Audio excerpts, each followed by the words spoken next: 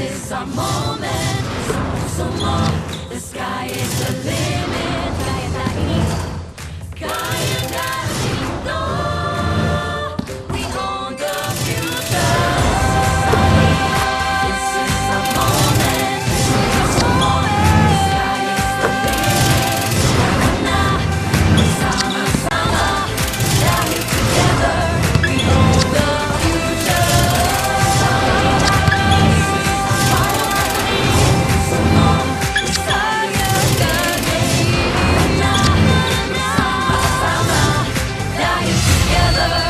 own the future. We open a brand new weekend of basketball here inside the Phinoil Eco Center in San Juan City, continuing second round action here in your NCAA Season 100 Siglo Uno, inspiring legacies. And after, our first day yesterday, which was action-packed, we proceed to our game day today. It is, as per usual, a Saturday doubleheader for you guys. We start off the action with these two teams. The Arellano Chiefs, they want another upset against the defending champions, the San Beda Red Lions. That's going to be our first game today, followed by the matchup of the Mapua Cardinals and the JRU Heavy Bombers at 2:30 p.m. Mga kapuso, nagpapasalamat po kami sa inyong lahat. Maraming salamat po sa inyong panonood via Heart of Asia on your television screens, online, everywhere. We're there, NCAA Philippines, on YouTube and Facebook. Nandyan din kami on GMA Sports PH via X and Facebook. Hello po sa inyong lahat and good morning! It is October 12. Happy weekend po sa lahat ng mga kapusong nanonood sa atin ngayon. My name is Martin Javier and very happy to be at your service today alongside Prince Rivero for this broadcast. Ready for another upset! No, hindi. Tingnan natin kung makakabawi ang San Beda dito. Prince, welcome to the broadcast. Magandang umaga po sa inyong lahat, sa lahat ng mga viewers natin dyan for the NCAA Season 100. Let us all pray na sana maging maganda tong araw na to, and syempre umpisahan yan ng San Beda and ng Arellano. That's right. Magandang laban to. San Beda kontra Arellano. Mamaya, himayin natin yung pinanggalingan nila, pati na rin yung kanilang unang pagharap dito sa ating season. But let us first introduce the third member of the crew. Reporting for both teams today is Yen Supan. She is going to be our courtside reporter today. That's Yen. There you go. So mamaya-maya po, maririnig na natin kung ano nga ba ang kwento ng mga coaches natin at mga players. Pero unahin ko muna dito si Prince. Let's check out the premise here, Prince, of these teams. Kasi itong San Beda, they ended the first round very well on a 3-game winning streak. Arellano, likewise, winning 2 of their last 3 games. And alam naman natin yung Arellano medyo nag-struggle yan sa first part ng season natin, last round, ano. And San Beda also had their ups and downs. And syempre, again, nabanggit nga nila na wala sila talagang games na meron silang back-to-back wins. And naging big factor sa kanila talaga yung free throws nila and yung struggles nila within dun sa round na yun. And syempre yung Arellano, they were off a bad start. Pero syempre nung huli medyo nag-pick up sila. And again, binanggit din ni Coach Chico na okay na nasa umpisa namin na experience yung mga ganitong klaseng talo. Kasi hindi siya talo para sa amin because we're learning a lot from it. Yeah. And so, I think naging maganda yun para sa kanila kasi it helped them dun sa adjustments na mga kailangan nilang i-apply para dun sa mga games nila. And I think naging okay naman yun para sa kanila. That's right. Arellano, again, 3-6 right now. 2 of those wins against the Giants here in the NCAA, San Beda and Benilde. And speaking of, eto yung kanilang unang pagharap in the season. It was last September 28. Okay, we did not expect for it to come out like this, Prince. Tama. It was Arellano beating San Beda in that one by 2 points, 72-70, pulling off one of the biggest upsets of the season so far. Kanina nabanggit ko yung mga struggles nitong San Beda, which is their free throws, and nagbigay talaga yun ng malaking bagay dito sa game na to sa Arellano versus San Beda kasi medyo mababa yung percentage talaga nila sa free throws, and yung Arellano na maximize naman nila yung pag-atake nila inside and getting all those fouls because they are one of the top dun sa mga free throw percentages natin per game, and nag-matter talaga yun in the end. That's right. It was JL Capulong, 13 points. Yung huli niyang basket, siya yung nagpalamang sa kanila ng 5 points. 72-67. You can drain a 3-pointer to trim it down to 2. But a late Arellano stop prevented a comeback and an overtime against San Beda in that game. And you know, dun sa mga iba, ang nakikita nila talaga yung mga highlights ng mga for the win shots. Pero may mga times din na magandang panoorin yung highlights naman ng mga stops. Yeah. And naniniwala ako dun sa sinasabi ng mga maraming coaches, magagaling na coaches and players na nagsasabi na offense win games, but defense win championships. And I think malaking bagay talaga yun. And I think totoo siya. Kasi based on my experience, yung mga ganong bagay yung nagmatter para sa akin. Unahin muna natin pag-usapan ang previous game nitong San Beda Red Lions. You know what, Prince? After that loss against Arellano, San Beda has been on a roll and they ended the first round on a high note, beating the Mapua Cardinals, their rivals in the finals last season, in overtime. They forced it to OT, dominated overtime, 7-point win para sa mga Bedista. And alam natin na yung Mapua versus San Beda na yan, they fought tooth and nail. Parehas sila. As in, ang ganda ng defensahan, ang ganda ng offensahan. Nag-matter lang talaga yung katulad ng sinasabi nila na yung guts and conditioning. Kasi umabot tayo ng overtime, and during the overtime, doon talaga natin nakita kung sino yung mas kondisyon. Kasi hanggang sa dulo makikita mo kung paano yung Beda talaga maglaro na pukpok pa rin. As in, offense and defense. And I think medyo naging okay din yung numbers nila with their free throws.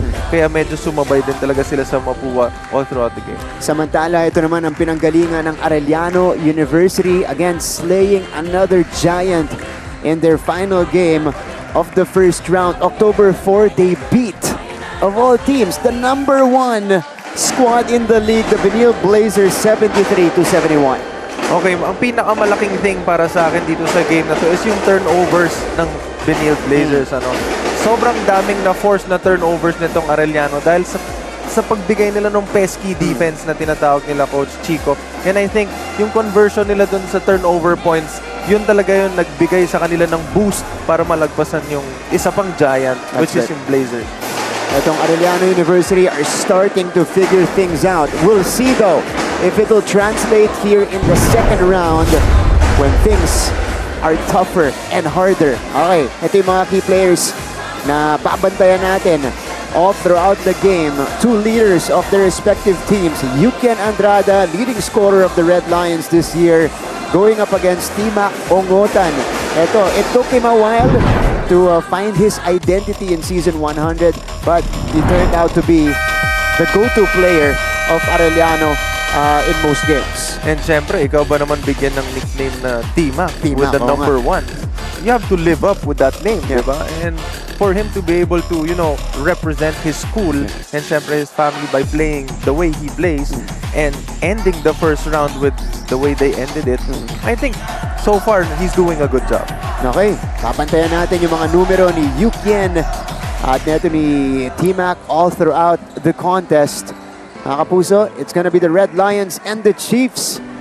Coming up next, ngayon naman, ipasa na natin sa ating Coliseum announcer for the introduction of the players.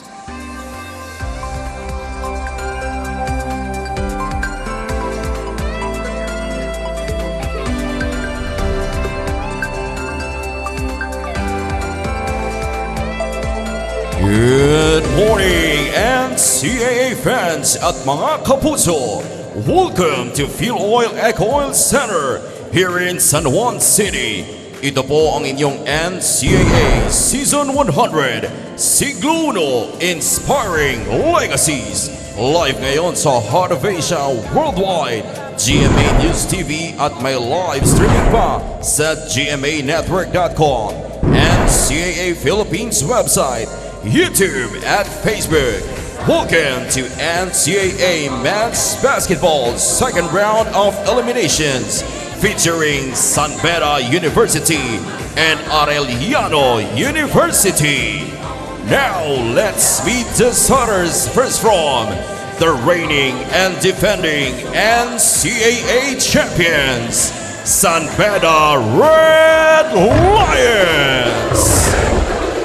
Starting guard number 4, Eman Tagle. Other guard number 12, Nigel Gonzalez. At forward number 18, James Payosi. At our forward number 21, Yuken Andrada. And at center number 33, Joe Celso. And coach of the Red Lions, Yuri Escueta. And now let's meet the starters from Arellano Chiefs. Starting guard number 3, RJ Geronimo. Other guard number 25, A.G. Borromeo. And forward number 5, Basti Valencia. And to meet the starters from both teams, a slight change for Coach Yuri Escueta, opting to use Eman Tagle as the backcourt tandem with Nigel Gonzalez. Jomel Puna will be coming off the bench. Yuken Andrada and Joe Celso with James Payosing, last season's finals MVP, completing the 5 for San Beda. On the other side, silipin natin na magsisimula para sa Arellano University, RJ Geronimo, who has been the difference maker for the Chiefs in the past few games, earns a start here alongside Basti Valencia, CJ Libang, Mavi Benoya, and Borromeo. Coach Yuri, Coach Chico, second round face-off here in NCAA Season 100. First crack at the basket for the Arellano Chiefs. And again, we are now underway. This will also open the second round for both of these teams. And Martin, I like what I'm seeing with Arellano because they're really trying to put the ball into their bigs. And alam natin na mas malalaki talaga yung height nila in terms of size difference. And magandang start yun para sa game na to. That's right, Yuken though, knocking down his first shot. That's from straight away. And Yuken Andrada picking up from where he left off in that last game against Mapua. And napag-usapan natin to before, Martin, na maganda ang nilalaro ng San Beda kapag nag-uumpisa si Yukien na aggressive. And in terms of looking his shots, especially sa labas. He had 18 points against the Mapua Cardinals, 2 out of 8 from the outside. Anong backdoor cut para dito kay Borromeo. Napakaganda ng setup na yun. Pinaangat nila yung big man nila to set up that empty corner for the guy to be able to get open on that backdoor cut and wide open layup. So far, Arellano executing on the half court very well. Pero sa Yukien, meron din siyang version na gano'n sa kabila. Again, sa lahat ng mga nanonood dyan, binanggit ko kanina na today's gonna be an exciting day. Nag-uumpisa pa lang yung game natin. Meron tayong score na 5-4. I think 5-4, tama ba? Or 5-2. 5-2. Yeah. And so far, ang ganda. Ang ganda ng umpisa natin. All of the 5 points of the Red Lions coming from Andrada. Mavi Benoya misfires. That's his first attempt as well. Ito na ang San Beda Red Lions, 6-3 coming in at number 2 in the team standings. Second round is going to be another story though. This is where they were better a season ago. James Payosing, cross court, Yukien, hit check, still hot. 8 points to open the game for Yukien Andrada. Babalikan ko lang ulit, Yukien Andrada being aggressive on the offense, and I think isa yun sa mga reason kung bakit ito yung naging first five ni Coach Fury. Ilagay niya si Nigel sa loob and si Tagle para to spread the floor. Hahanapin mo si Tagle and si Nigel, hahanapin niya si Yukien for Yukien to be able to, alam mo yun, maging aggressive, looking for his shot. All of the 8 points of San Beda coming from one guy, that's Yukien Andrada, their captain. Let's turn it over courtside for the first time in this contest. Here is our courtside reporter, Yen Suban. Yen, go ahead. Second day of the second round, and this will be the second matchup between the Arellano Chiefs and the San Beda Red Lions. Kaya naman, Martin and Prince, both teams are going into this game with 100% confidence. Pero alamin natin kung ano ang mga aspeto na bubuo sa 100% na ito. Coach Chico Manabat of the Arellano Chiefs say that his confidence is composed of 80% belief in God and 20% hard work. We can expect the Chiefs to materialize outside and inside shooting to raise field goal percentage. Assistant coach Andre Santos of San Beda, on the other hand, says that his confidence is built with 80% hard work and practice and 20% viewing. We can expect the Red Lions to have a stronger half-court defense today. For this game, both lineups are complete. Now back to you, Martin and Prince. Thank you so much, Yen. Sinabi lang sa'yo 20%, pero yung viewing na yan, matagal yan, lalong-lalo na if it's a Yuri Escueta-led team who is a very cerebral head coach. And alam mo, normally sa pros ko lang naririnig yun yung viewing, and sa mga college teams, madalas yan binibigyan lang sila ng scouting reports sa mga players and tendencies, and syempre yung mga mali nila na nakikita sa court. Pero knowing Coach Fury and where he came from, and syempre yung mga kasama and lineup ng coaches nila, yung viewing na malaking bagay yan, especially having all the brains that you have in your bench to share yung input nila with regards to sa mga dapat i-correct nila. Malaking bagay talaga. And I think yung 20% medyo downplay pa nila. That's right. That's Yukien Andrada with 8 points for San Beda. For Arellano, there's communication for San Beda of the inbound. Pinasa kay Prince yung bola. Hindi ako kasali dito, bro, ha? Pero ibabalik ko agad sa inyo yung bola. For Arellano, I think you will agree to this. You know, they're starting to figure things out and they're getting scarier habang nangyayari yun, ano, Prince, as we see another execution right there for the Chiefs. Libang scores underneath plus the foul. And again, alam mo itong college teams natin ngayon, sobrang laki na rin ng improvement. Yung viewing na yan, hindi lang yan dun sa mga pros na nangyayari. Malaking bagay na rin sa mga college teams natin. And I think, one of the reasons kung bakit nakakuha ng napakadaming open shots itong Arellano is because of Coach Chico's scouting team, syempre. And well-scouted na rin sa kanilang San Beda. And of course, it's a second round. And marami ka ng games na napanood. And nakikita mo talaga kung saan yung mga possible na mabubutas sa mga defense ng mga kalaban mo. And I think so far, Arellano has been doing such a good job finding those spots. In an interview, sabi ni Coach Chico, susubukan naming pauwian yung mga tumalo sa amin ng first round. We'll see if they can start with that. Eh, paano kapag sila yung tinalo? Oo, yun nga. Subo. Kapag sila yung tumalo, Oo, diba? sila yung tumalo. Oo nga, ano? Maintain lang, maintain. Vinoya Dapat gets the board. ma-maintain nila yun, no? Yeah. Basti Valencia with a crossover. Valencia floats it and a personal is whistled against Yukian Andrada. And you know, Martin, dito malakas ang Arellano. Nasa top sila in terms of free throw attempts and make in terms of percentage sa games natin. And you know, you can see naman why. They've been attacking the lane from the beginning. I told you they've been dumping the ball to the bigs. They've been attacking those backdoors, looking at the bigs with those drop passes. And they've already gotten 3 fouls from San Beda. And that's gonna play a huge part pagdating ng endgame. And past few games as well, big change for Coach Chico. Off the bench, etong si J.L. Capulong. Talagang nabibigyan siya ng chance kumbaga panoorin muna yung laro, identify where he can produce so he can be more effective. And alam mo, yung coming off the bench na yan, malaking bagay yan, especially if ikaw talaga yung isa sa mga nilook up ng mga teammates mo. Kasi nakita mo na yung mga nangyayari, nakapag-adjust ka na, and ikaw talaga yung mag-lift ng energy ng second group na yon para sumabay dun sa energy ng first group. If not, mas mataas pa. Gonzalez scoring on the other end. This time he gets in the mix, but Arellano recovers. Here's Basti Valencia. Valencia, difficult take. He backs it home. Back is open on a Saturday for Basti Valencia. Alam mo yung mga ganong klaseng tira, hindi mo basta ititira yan unless you got that dog in you. He is that guy though. Ito si Basti Valencia, captain of this Arellano team. Gonzalez could not make the jumper. Ball is tapped outside. It goes back to the Chiefs. Meantime, let's go first to our first timeout. Itinawag to ni Coach Chico Manabat. We're almost halfway through the first frame. Sky is the limit. Tara na, masama-sama, dahil together.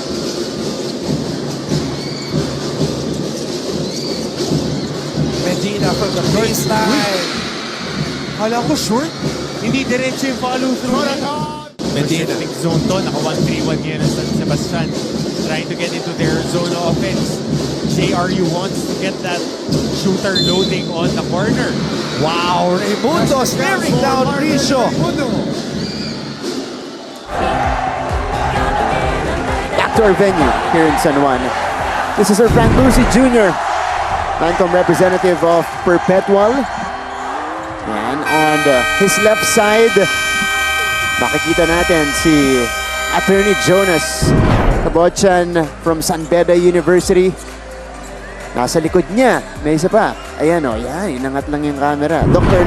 Lorenzo from Emilio Aguinaldo College. Alright.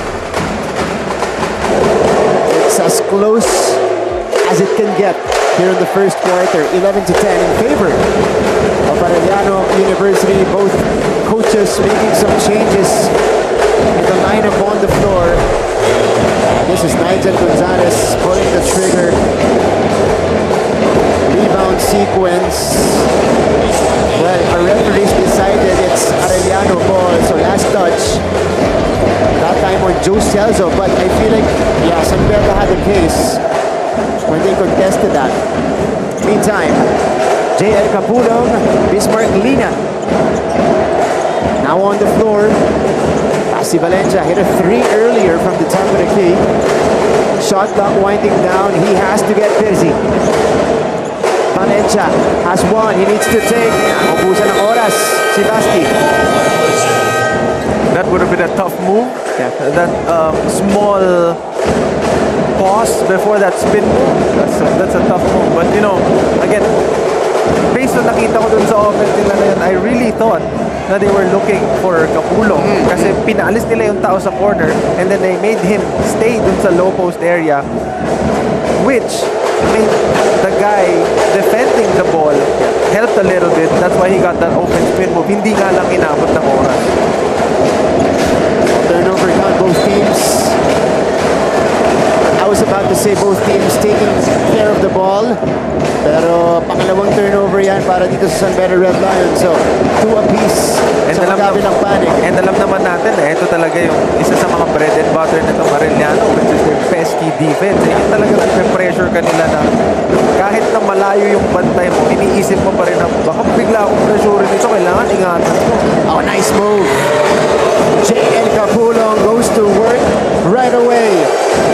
Narinig yata niya ako nung sinabi ko kanina na hinahanap yata Siya tatanggap pa. And I think yung part na ginawa nila na yun, noticing na si Bismarck yung bumabantay sa kanya and they gave them all the space he needed for him to be able to make that move and make the shot. Agle, all air. Here comes Arellano.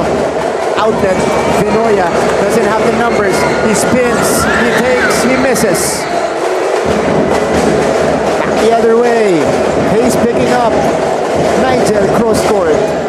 And Bayosing says, let's wait and set it up at the half court. They dump it in to Bismarck Lina. Lina inside, counted, and a foul for Bismarck Lina. You know, I've been with Bismarck for a while now and nagkasabay din kami yan sa rehab training namin. Alam naman natin na galing siya sa injury. Yeah. Napakasipag ng batang yan. And so far, I think, dito sa mga games na nilaro niya, he's been doing well.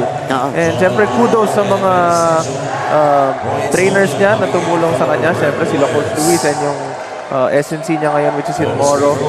You guys are doing a good job. Ito si Bismarck Lina. No, played for UST High School. He was a walking double-double. Yes. Di ba? Yes. I think in his last year, he averaged 16 and 10. Na-over ko ito na sa isang all-star game ng high school na. So, when he didn't get playing time in his first stop in college, sabi ko, okay, baka mas mabibigyan ng exposure yan dito.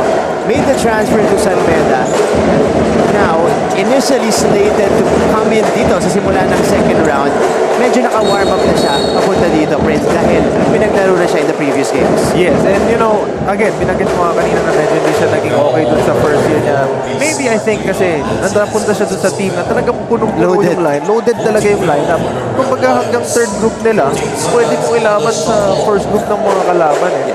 And I think naman dito naman with San Beda, medyo matagal na rin siya with San Beda. Siyempre, nakapag-residency siya, nakapaglaro siya with them. Yeah. And yung familiarity nila, I think, is already there. And, you know, nabanggit mo na naglaro na rin siya prior to this one. And so far, okay naman. Slow but steady progress for Bismarck. Here's Tima Ongotan. Now guarded by Sahonya. Tima. Puno gets the steal. Jomel. Sends it to Sahonya. There's Bismarck. He's got the smaller defender. Lina. It's a kick. Meantime, timeout. Exactly 3 minutes remaining in the first quarter. Cap na tayo, 13-all.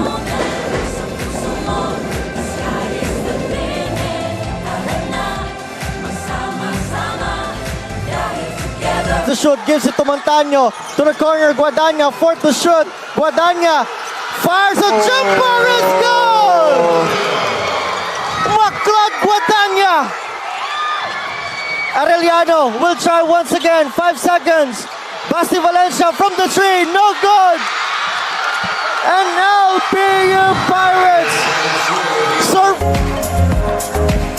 Siyempre, Sabado, may mga namamasyal at nanonood dito sa Phil Oil Cutie Cam tayo.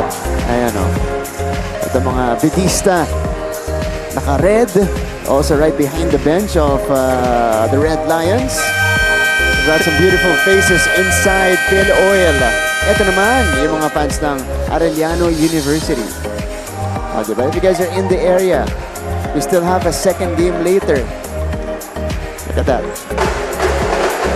Diba? Ito taga AU Chiefs squad. Naman. O, hanap tayo mamaya sa San Beda Red Core. Meron pa tayong next segment yan. Meantime, tabla tayo. This is what we expected, Prince. Yes. For this ball game. This was also the theme when they first met in the first round of eliminations. And this is the ability of Arellano to hang around. Kahit sino yung kalaban nila, we can hang around round until the very end. The problem with them in the first round, yung closing nila, no? I Yung think finishing. it comes with experience. Yeah. And you know naman na San Beda has that experience. And you know, Arellano, again, marami dyan sa mga yan, kaaangat lang. And medyo bata pa sila. And sabi nga ni Coach, alam mo, yung mga talo namin na yun, learning lesson yan para sa amin. And I think that's really gonna help them a lot, especially at this early nung career nila sa college. And you know, hindi masama yung matatalo ka pero dikit kasi alam mo hanggang dulo nandun ka eh. At nakita naman natin, nag-grow sila towards the end. They racked up some wins.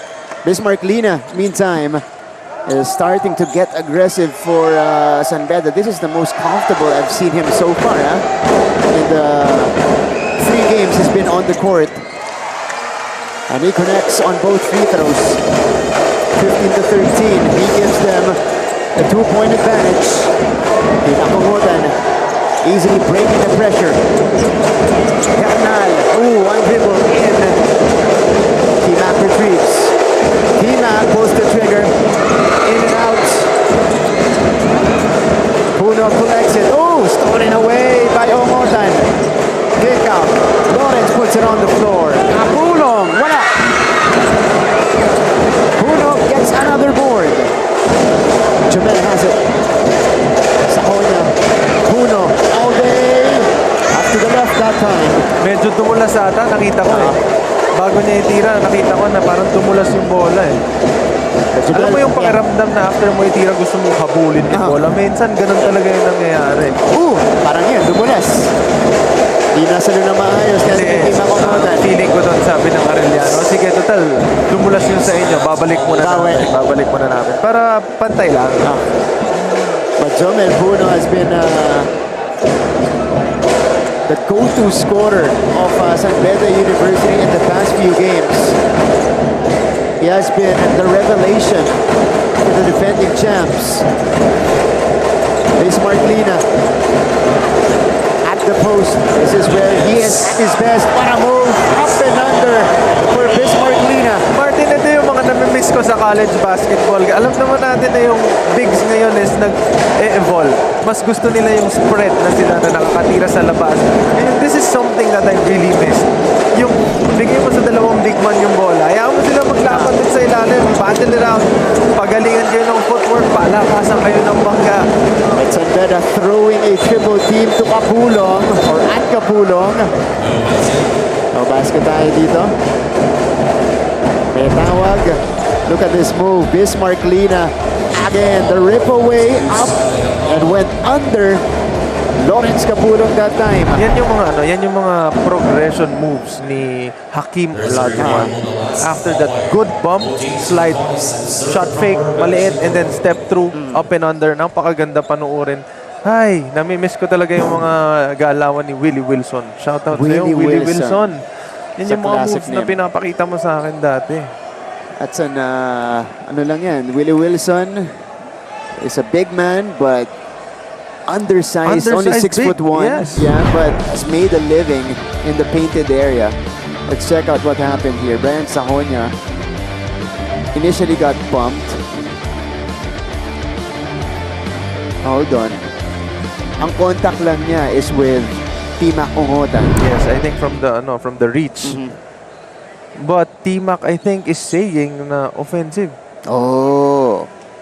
So I think that's what they're trying to review here. Baka hindi kay Brian yung contact ng offensive, baka dun sa iba yung off the ball yung tawag. Ito, this is another angle. Ayun. Hindi offensive. Based dun sa pinakita ng replay, tinamaan nata si Songkuya. Ayun. Oh, unsportsmanlike foul. Upon review, foul call on number 42, Cyril Hernal, has been graded into unsportsmanlike foul. Si Hernal yung tatawagan ng unsportsmanlike foul. For excessive hard contact caused by a player in an effort to play the ball or an opponent. Yung action nila ni Songkuya.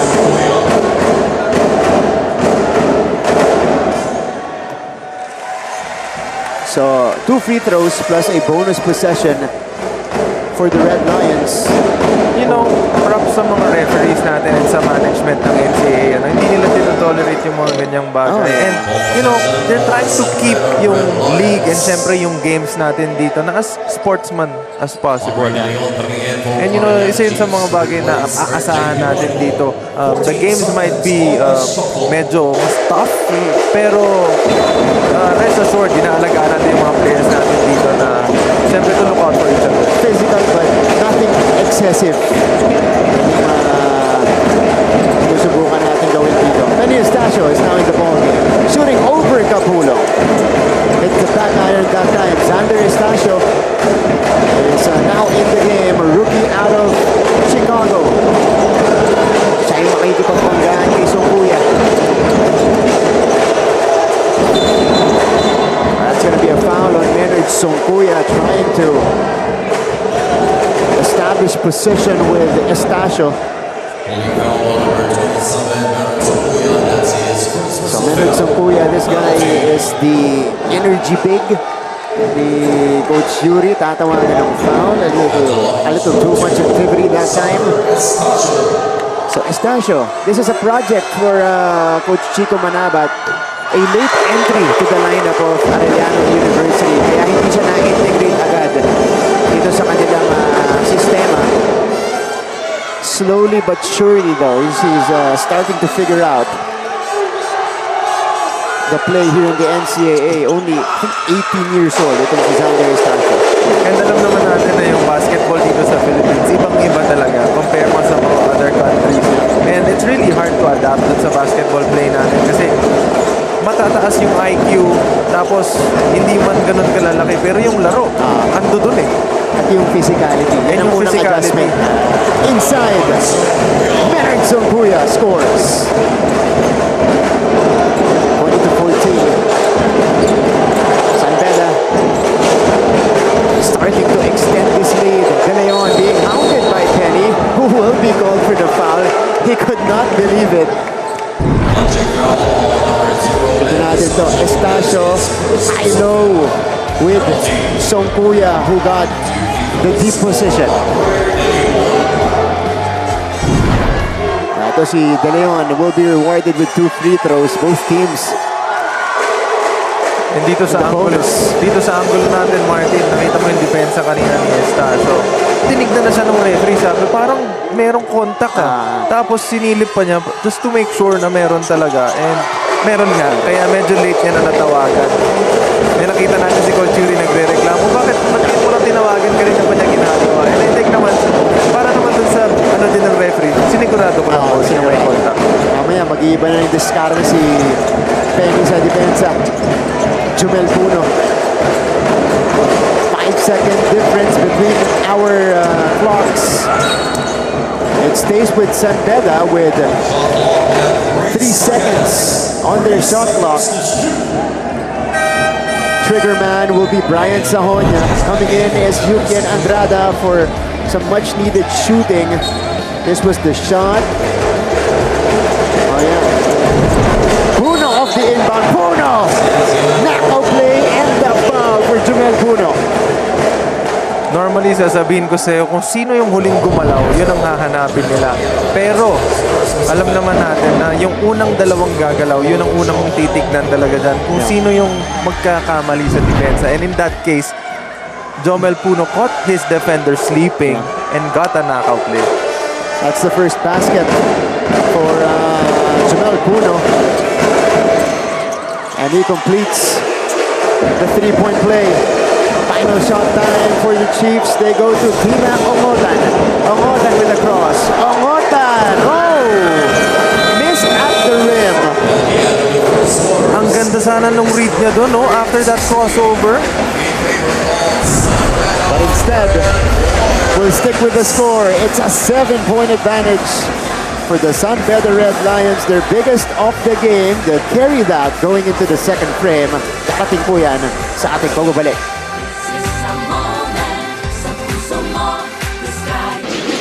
Off the bench for Lozano. magkakamukha, magkakatindig yung mga player ng Jerry. Di mo na alam sino yung pupukol ng pupukol eh. They send it back now to Goho Cruz. Good He will challenge. pull the trigger, but he will knock it down. And that's the scoring caliber that he has. 7 points for the rookie, Mark Goho Cruz. Quick trigger timeout called by Good. And Mark Goho Cruz, mythical 5 in season 99 juniors basketball. Part of that runner-up finish of the junior. Or go, nope. Goho Cruz cleans up the mess. See that transition, 4 guys running down the lane. Tatlo yung nasa loob. So clean up that is actually that layup ni Sean Orban na hindi pumasok. Nandun yung tatlong tao tumatalon para sa perpetual na naka-safety lang si Nunez. So, Fan cam muna tayo. Ano, yung mga tropa fans natin mula sa AU. Okay, kami yung energy natin. Yan yung nagpakapasaya ng games talaga natin. Yung mga fans natin na punong-puno ng energy, dinadala nila talaga dito. Mga bibista naman. Di ba? Walang pasok eh. Nanonood ng basketball, kailangan ganyan yung energy. And syempre, pagkasama mo yung pamilya mo, Yeah. yan yung isa sa mga nilulook forward, especially ng mga magulang natin, yung bonding time natin. And what more to spend time with, diba? Than watch a basketball game. Napakaganda. Thank you for spending your Saturday with us. We continue with basketball action between San Beda and Arellano. Second quarter is now underway. Jomel Puno, who scored a basket earlier before we ended the first frame, is still on the floor. Lina, though, could not connect. Cross-court pass. Sahonya, kaboom! Down the hatch for Brian Sahonya. And San Beda will open the second frame with a double-digit lead. Ito yung pinag-usapan natin kanina, Martin, na sinabi ko sa'yo na kailangan itong Arellano. Pagbalik ng first group nila, dapat umarangkada sila. Kasi yung San Beda, pabalik na yung first group niya. Medyo nakaipon sila ng konting lamang ng first quarter. Kasi ang delikado sa Arellano, baka mamaga at palayuin na ito ng San Beda. Oh, pass is deflected. Ongotan stayed aggressive. And that's going to be a whistle on the Red Lions. A great job by Arellano in poking that entry pass. Sahonya draining the triple from the right wing. 26-16. That can get Brian's rhythm back because it's been an up and down battle for him in the past few games. Talking about Brian Sahonya, kasi ang simula nito ni Brian, scorer talaga. Bigatin eh. Yun nga yung sinabi ko sa kanyang rookie, hindi rookie. Yan. Pero I think, hindi naman bumaba talaga yung level niya. It's just that yung mga teammates niya nag-step up. Kaya ang itsura, parang pababa siya. Pero in truth, medyo pumapantay sila eh. Pima Ongotan. Misfiring. Ito na, si Jomel Puno. Puno! He's missing the layup. RJ Geronimo, silent so far. He will create. Stops on a dime. Capuno thinking about it, pulling the trigger. That one rims out. Brian Sahonya. Other way we go. Brian!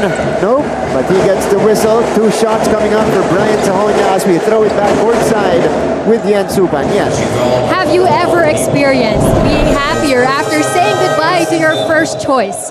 This is the case for Arellano's Renzo Abiera as he admitted that playing in the NCAA wasn't his first choice, ngunit sobrang saya daw niya sa desisyon niya na pumasok sa ligang ito. Nung bata pa raw siya sa Dumaguete, nanonood lang daw siya ng ibang collegiate league sa TV at doon niya napagtanto na pangarap niya maglaro ng basketball sa Maynila.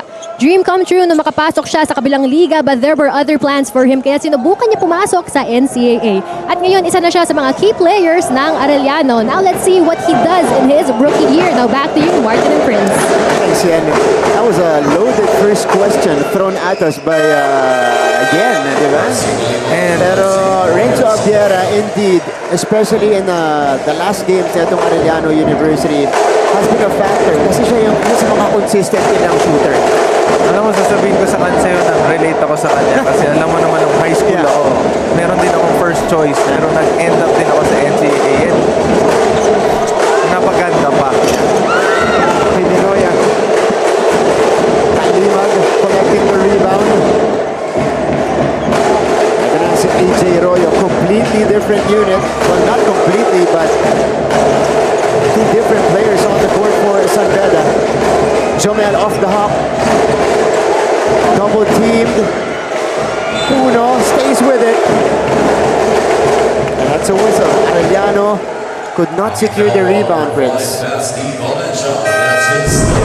Balikan ko yung pinag-usapan natin kanina, Martin. Nabanggit mo sa akin na medyo malalaki yung Arellano compared mo sa San Beda. Pero I think San Beda pa yung mas naghahanap ng nagbibigay ng chance sa bigs nila na laruin, i-challenge yung bigs ng Arellano na malalaki kayo, medyo makakasabay kami, pero tinan natin kung same ba kayo ng level. So bibigyan namin sa bigs namin, mag-battle kayo dyan.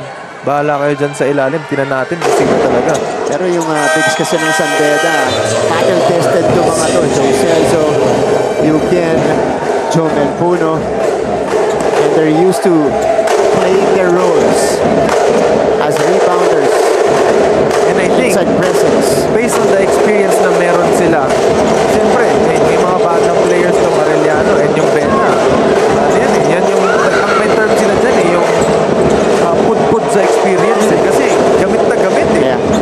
And yun yung maximize nila and I think yun yung edge nila. RJ sends it out. Apiera one more time. Still off. And Jomel Puno holds down the rebound. AJ Arroyo bringing it down. 3 minutes. Gone here in the second frame. RC Kalima being hounded. Oh, stolen away. Enzo Apiera has it. RJ. Chiefs badly need to score. They're down by 14 already. Borromeo for 3. Wala pa rin. This has been a difficult stretch for Arellano University. Arroyo sets the table. AJ kicks it out. Kalimag left it short, but Puno gets them the offensive board. Step back, jumper, got it for Yukian Andrada. And the lead has now ballooned to 17 for San Beda. Timeout on the floor. Sky is the limit. Tara na, masama-sama. Kung sa Season 99 ay may new heroes of the game, nitong unang siglo ay meron ding OG heroes ang NCAA. Hindi lang kasi mga sports legends at mga sikat na celebrities ang naging bunga ng NCAA schools, kundi pati na rin ang mga pambansang bayani ng Pilipinas at dating presidente. Produkto ng Kolehiyo de San Juan de Letran ang mga revolusyonaryong sina Apolinario Mabini, Kaya na ko ni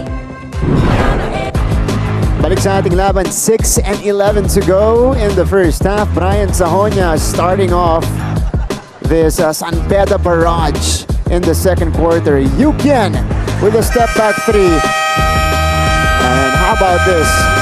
Just to add salt to the wound. Look at the separation he creates on that move. Isa yan sa pinakamahirap na tira.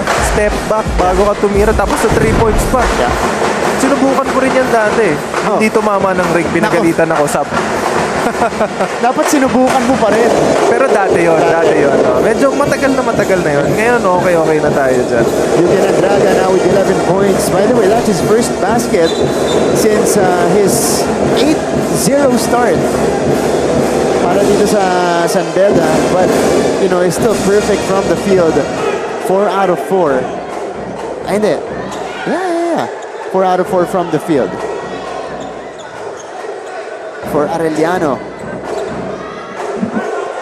Scoring has been lacking for them. Basti Valencia, siya lang yung talagang solid sa kanila, 7 points. The rest, it's a chunk of players with 2 points.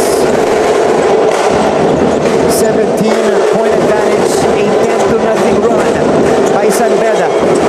Ayan na. Ito na, si Renzo Apiera putting an end to that rally. Ito yung sinasabi ko sa'yo na press nila, Martin. Kaya nagpalit ng lineup si Coach Chico ng ganito na medyo small lineup is for them to be able to pressure from the backcourt papunta ng frontcourt. Not just to delay, ha? Their aim is to really force them to turn the ball over. Flores misfires. Hernan gets the offensive board. Push shot. Wala pa rin. RJ tracks him down. Another shot for the Chiefs. Abiera steps into it. 3 attempts missed by Arellano. You can. RC swarmed by Flores. Ito si Payosing. Payosing fakes, sends it out. Royo from the corner. Nakita mo yung depensa ng Arellano doon? Lahat sila capable of switching kung sino man yung magiging bantay mo kasi lahat sila kaya pro-measure. May maliit na napupunta sa bigs pero napupush out nila. So, truly, they're doing their job. Flores dropping it in. They needed that. And you saw it from his reaction. And we all know Arellano is capable of a comeback. Yeah. 20-33, so that's a long two for Flores. Kalimag, Royo, Andrada this time to Payosing from the right wing. Payosing knocks it down. Pinatay agad yung sunog ni Payosi.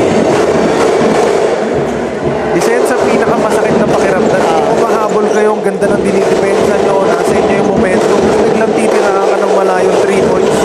Sakit! Pang-limang tres ng San Beda dito sa ating first half.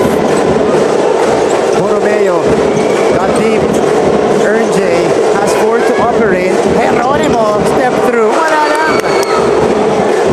Isa pang napakagandang move, hindi lang na-shoot. And San Beda will look to extend this lead further. Payose to Yukien. Andrada backing down. Andrada with a short stab. Not gonna work.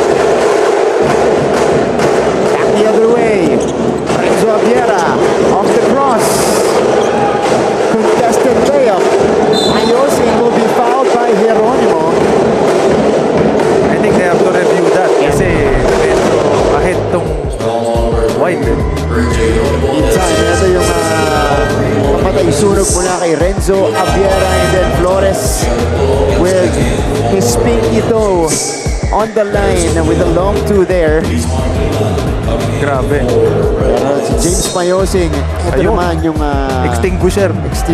Mas masakit. Mas masakit. Diba? Pero balikan ko lang ulit nakakatuwa talagang panoorin tong dalawang teams na to. Kasi different dynamics yung pwede nilang ipasok. Yung Beda pwede sila magpasok ng maliliit pero binabalance ni Coach Yuri. Kanina yung Arellano nag-start sila ng malalaki pero bumaba naman sa maliliit for that full court pressure. Yeah. I think they did a really good job for dun sa grupo na pinasok kanina, no? And yung Beda mina-maximize nila yun by running and making sure na hindi makapag-set up yung Arellano. Pero nakabalik pa rin yung Arellano. And they were still able to force some turnovers. Okay. Okay, so they upgraded it.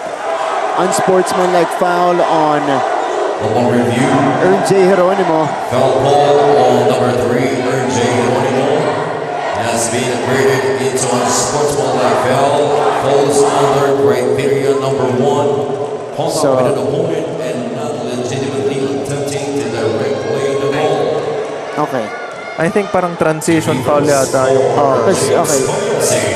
Lagi kapag ka magko-commit ka ng foul, intentional or not, you always have to act like you're going for the basketball. And dapat talaga kita yun sa action mo na you went for the basketball. But if it's just, just for the sake of stopping the play, Bigyan ko kayo lahat ng isang tip, Kapag susundot kayo ng ganun, huwag niyo itataas yung kamay niyo agad.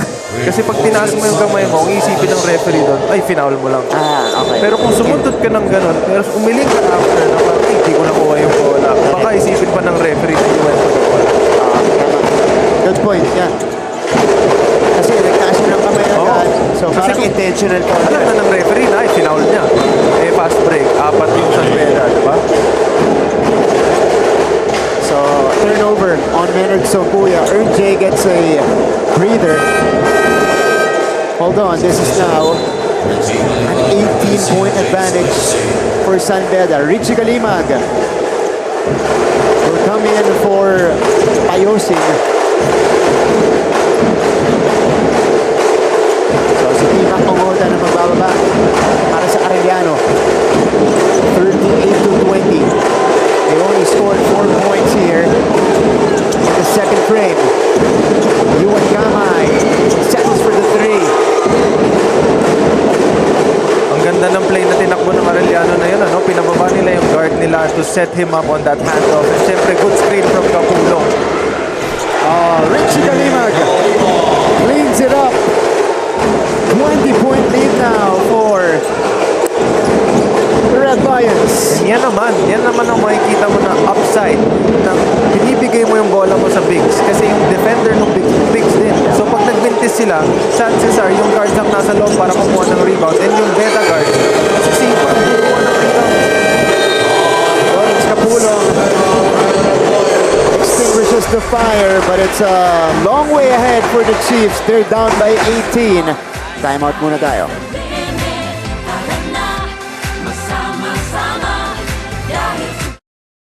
Alam nyo ba na meron ding kapuso stars ang nag-aral sa NCAA schools?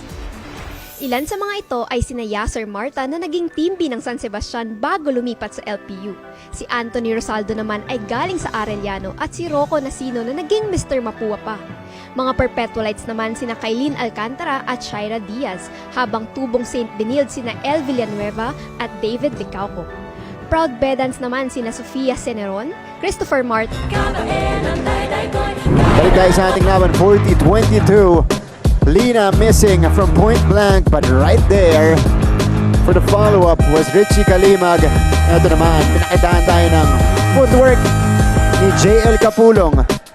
They need more of that, talking about Arellano, dahil naiwanan ni sila dito ng San Beda. And I think dapat mag-step up lalo yung bigs ng Arellano. Ano? Kasi china-challenge sila ng San Beda. And I think they should really, go for it. Go for the challenge. And etong Arellano, yung bigs nila, capable naman eh. Meron sila eh. May galaw sila. Ang gaganda ng mga footwork nila. I think they've worked on that multiple times in practice. And nandun din yung kumpiyansa. Binibigay nila talaga sa kanila. Kulang lang ng touches. So, nagbabalasa pa dito ng lineup si Coach Chico. Acop will be coming in. This is Andre Acop. Initially started the season on the reserve list. Now activated today. Gagamitin ni Coach Chico. Meantime, this was the last play that we witnessed. Capulong taking it to Bismarck Lina.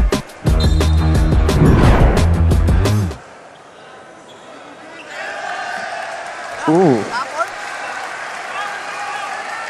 Hold on. There's a double foul.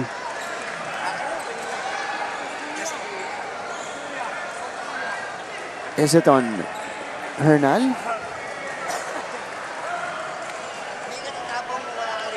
Upon review, Disqualifying foul ang disqualification foul on sinignal ng number referee. 42 of Arellano Chiefs. Out of the playing court na yan. For using close fist. Cyril Hernal is out of the playing court. Okay. So Hernal will be ejected from this game. Close fist. You know.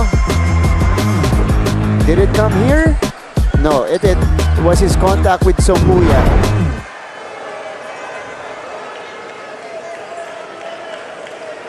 So sabi nung referee natin, closed fist ang tinapon nito ni Hernal that warranted an ejection. Let's check this one out. Oh yeah. Oh yeah. And that was to the face as well. For Menard Sompuya. That was a swing to the face of Menard Sonkuya. So good job to our officials in catching that one, Prince. Props to the referee. Yeah.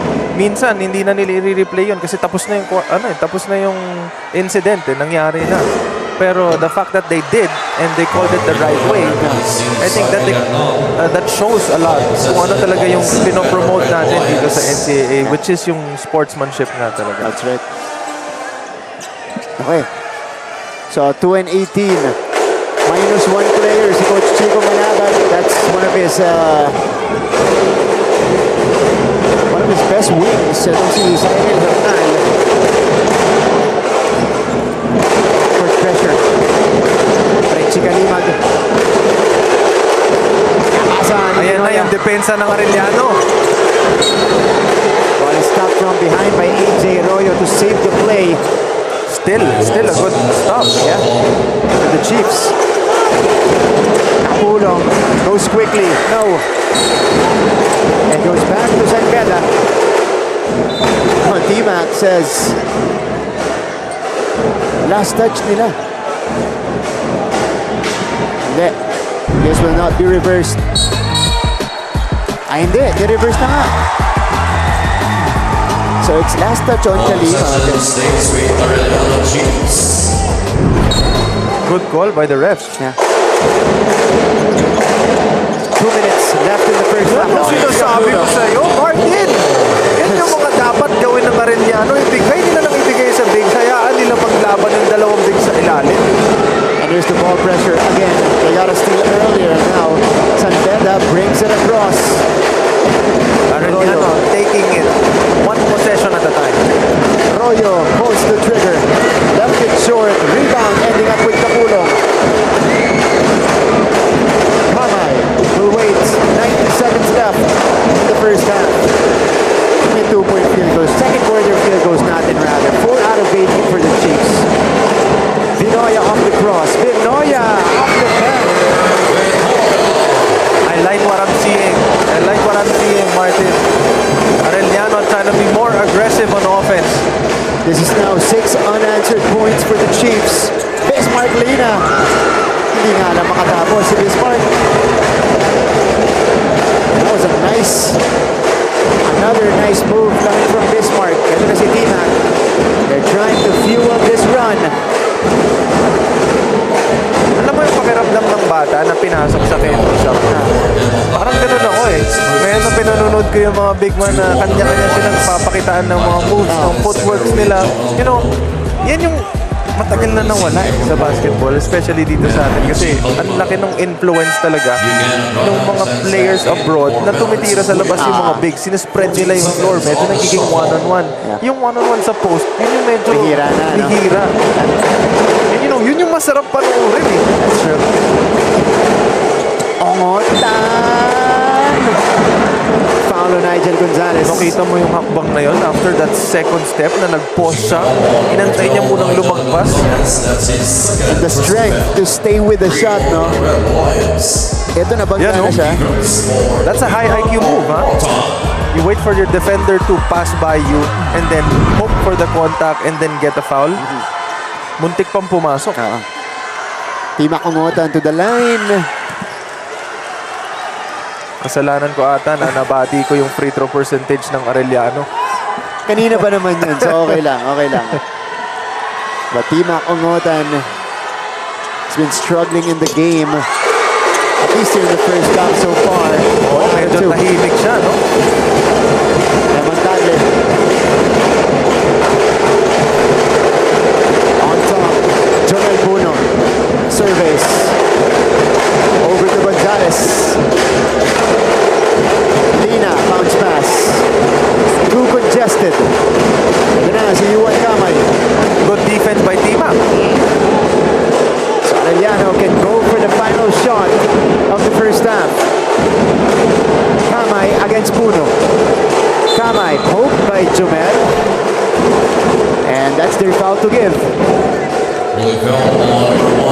That's a good foul by Jomel Puno as they are not yet in the penalty. Yeah, and may chance pa tong Arellano na ibaba na lang sa 10 ang lamang ng San Beda. 8.7 seconds left for the second quarter. So they gotta convert.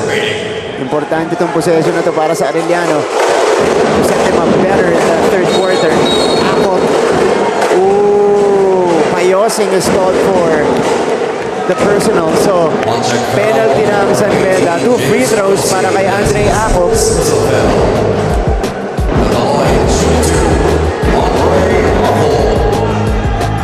So, Akop will be rewarded 2 free throws. Nakita nung referee yata na medyo matigas yung pagkahawak nung na stiff arm. Kaya na-impede yung movement so they had to call that. So Ako takes care of the first. Again, it is vital for Arellano to at least score in this final sequence to make it closer at the half. 2 out of 2 for Ako. San Beda though, still with a shot. Payosing, no.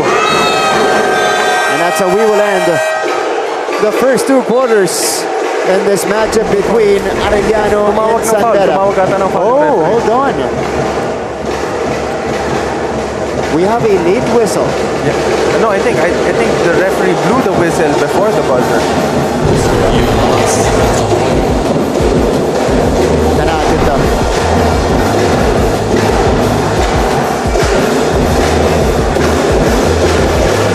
Oh, was it on the rebound? I think so. I think Kamay kita no? Parang may push May push na nangyari. Ayun lang.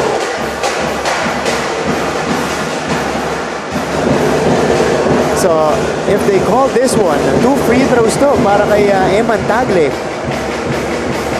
So, a chance to cancel out the free throws by Andre Ako. Natin ayun si Tagle ever so slightly got pushed forward by Ako. Yeah. This is gonna be a foul on Ako. Or on Kamay rather. Balikan ko lang yung nangyari kanina, no? Yung kay Payosing pwedeng hindi tawagan ng foul, pero tinawag ng referee kasi na-impede yung movement ng may bola.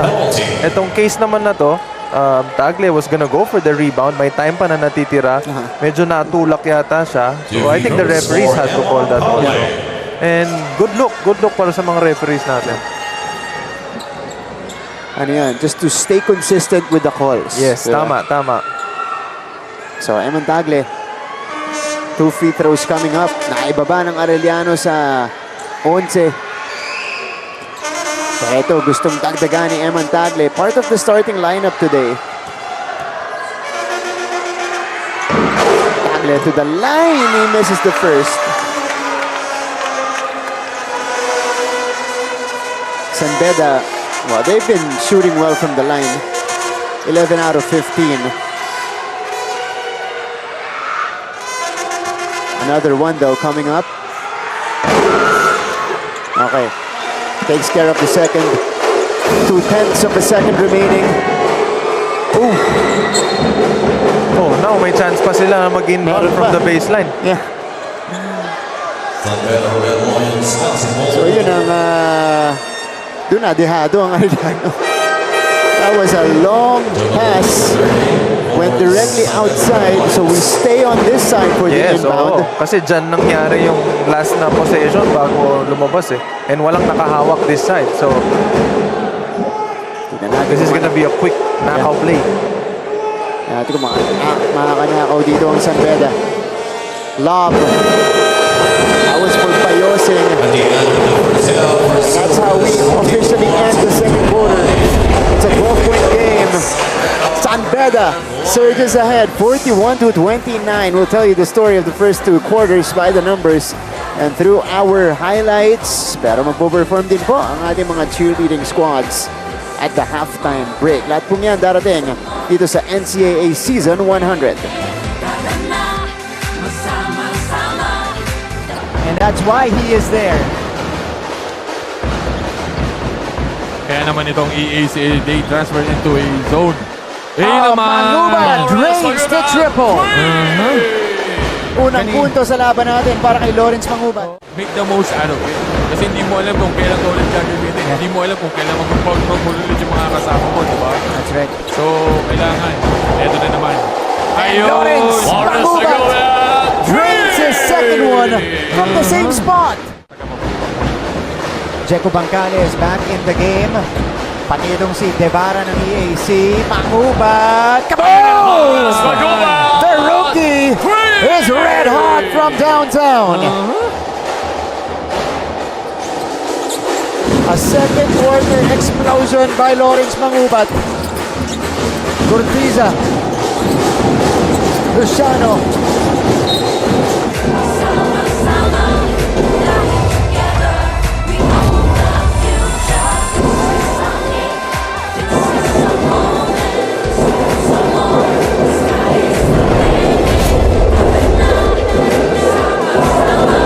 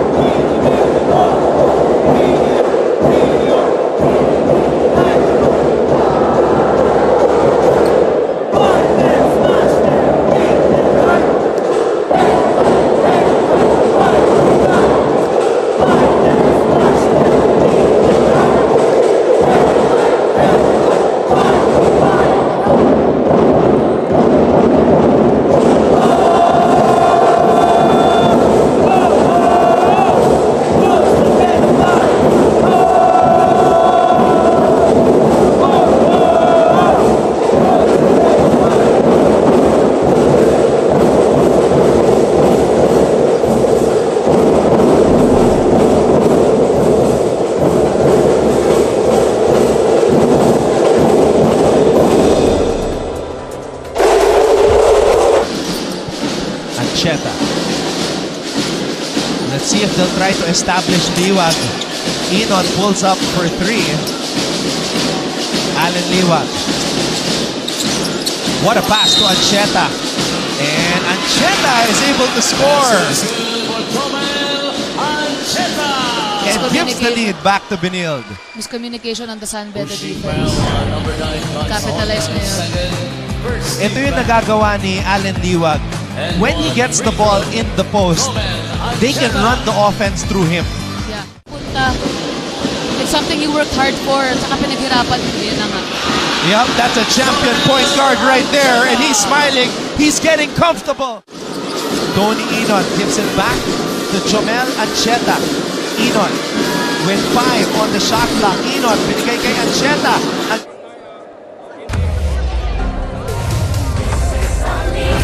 This is the moment, so long, the sky is the limit. Tara na, sama, sama, dahil together, we own the future.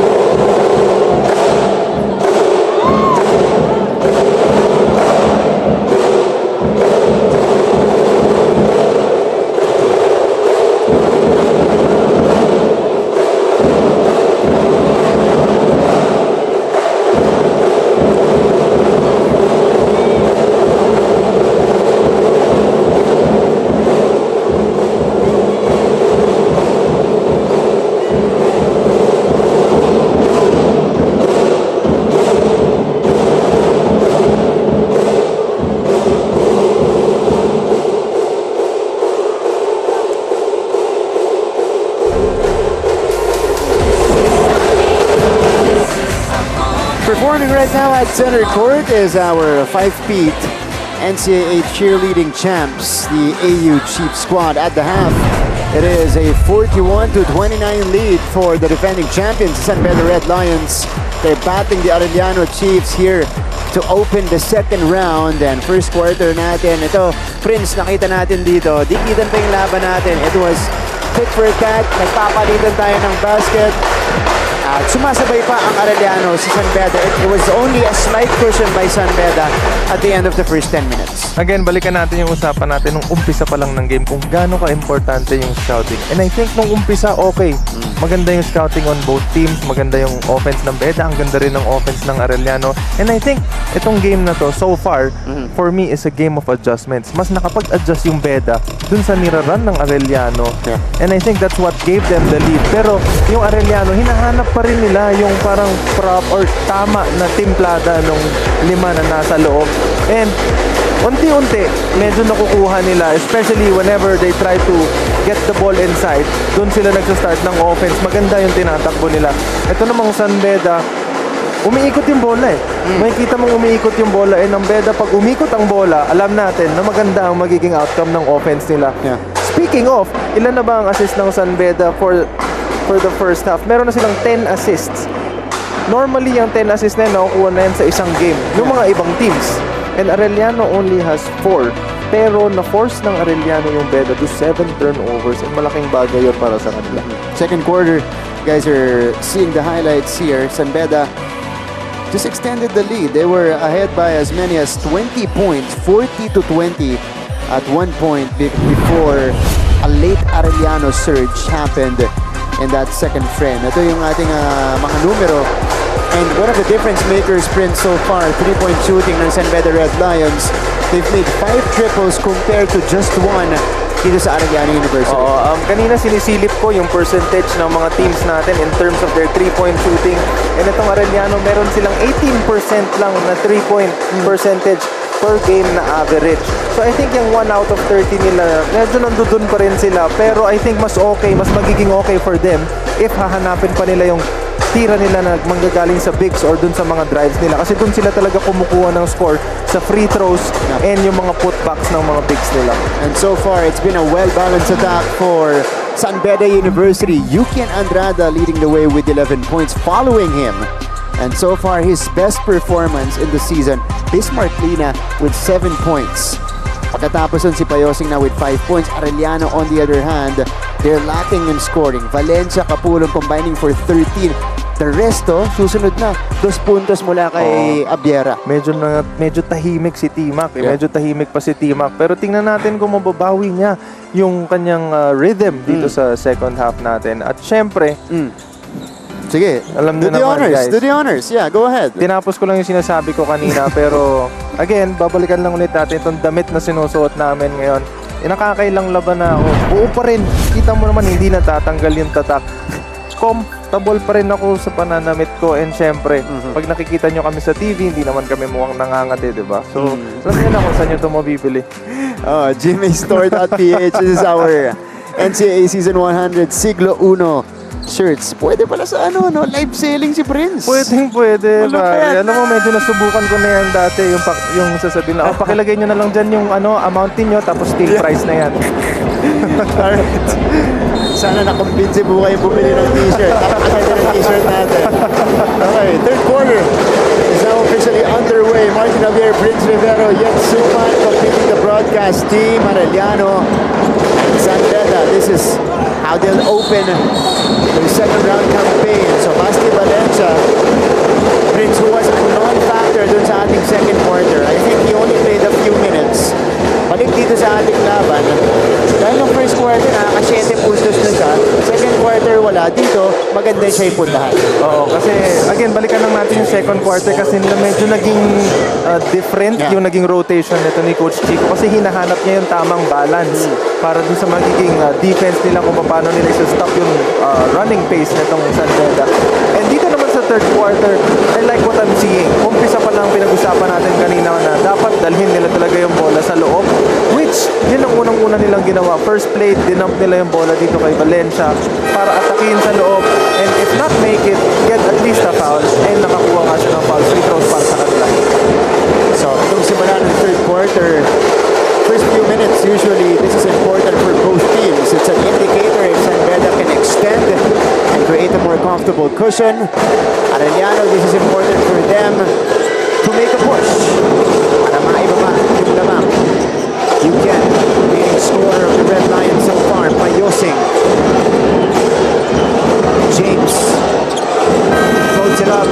Nothing there. And Libang collects the rebound. Forward pass.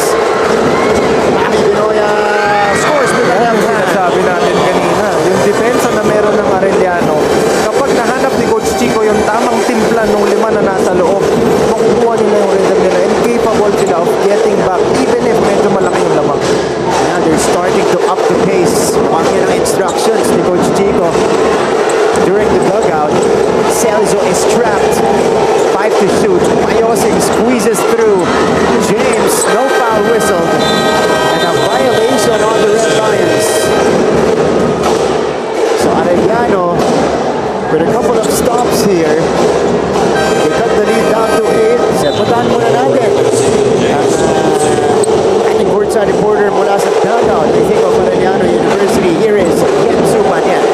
Martin and Prince, bago magsimula ang laro, ang sinabi sa akin ni Coach Chico ng Arellano na iniiwasan niya ang sitwasyon kung saan kailangan mag-habol ng mga Chiefs sa fourth quarter. Ngunit sa puntong ito, kailangan nilang mag-adjust ng kanilang game plan, mas lalo na ngayon na na-inject si Hernal sa laro. Ito ang narinig ko sa dugout nila. Dinaanan na raw nila ang San Beda and they survived and now they need to keep up with the Lions' pace. Coach Chico reminded the team to be tough, physical, and smart. Kailangan nilang pumalag pag nagiging physical na raw ang kalaban dahil kailangan na ang mga Chiefs ang mag-dictate ng tempo ng game. He also said that these will only happen kung magsama-sama ang koponan. Let's see how well they adjust. Now back to you, gentlemen. Well, so far, that's exactly what they've been doing here. Thank you so much, Jen. Instructions from Coach Chico. Manabad, control the tempo. Now they're dictating the tempo. Prince, dito sa panimula ng ating third quarter. Yan yung adjustments na sinasabi ko kanina. Kung si Coach Yuri nakapag-adjust ng maaga during the first half, si Coach Chico naman nakita niya kung ano talaga yung mga dapat maging changes na gagawin niya para dito sa second half natin. And so far, Arellano's been doing a good job on getting the ball inside and attacking San Beda's defense.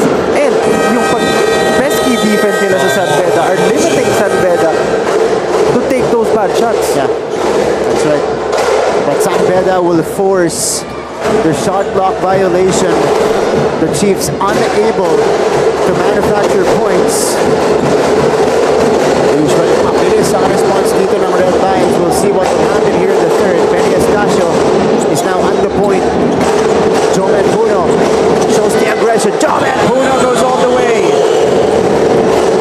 Ang ganda rin ng pagka-atake ni Jomel Puno na yun. Pero sa mga hindi nakakakita, isa sa malaking bagay na nangyari para ma-open si Jomel Puno is Bismarck was stepping out of the shaded lane. Pumwesto siya sa may free throw line to get his defender para pag umatake si Jomel Puno, malilate yung depensa. If not, madadrop pa siya.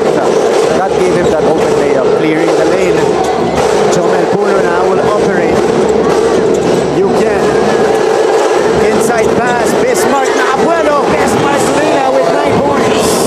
San Beda going back to how they started the game by getting the ball inside and challenging Arellano bigs. It's back to a 12-point lead. This was how San Beda responds. Valencia. Libang, face-up jumper. Off the back iron. Ito na, si Benny Estacio. Benny. Ay magpapaikot dito. You can. Andrada backing down. Drop step. Andrada fishes the foul. Alam mo, medyo nag-flashback sa akin after niya i-shot fake. Naisip ko yung move ko dati. Oy. Tignan mo, after one dribble, pass, shot fake, pwede niyang ibalik dun sa gitna, oh. Pero syempre, props din kay Yuki dahil sinalo niya yung defender. Kasi kung inatake niya yun sa gitna, possible na baka bumaliktad yung defender. And syempre, good job na din for him. So Yukian Andrada has emerged as the leading scorer of San Beda. This is what we expected from him. We were talking about this during media day. Yukian Andrada so far hasn't disappointed. 11-3-3.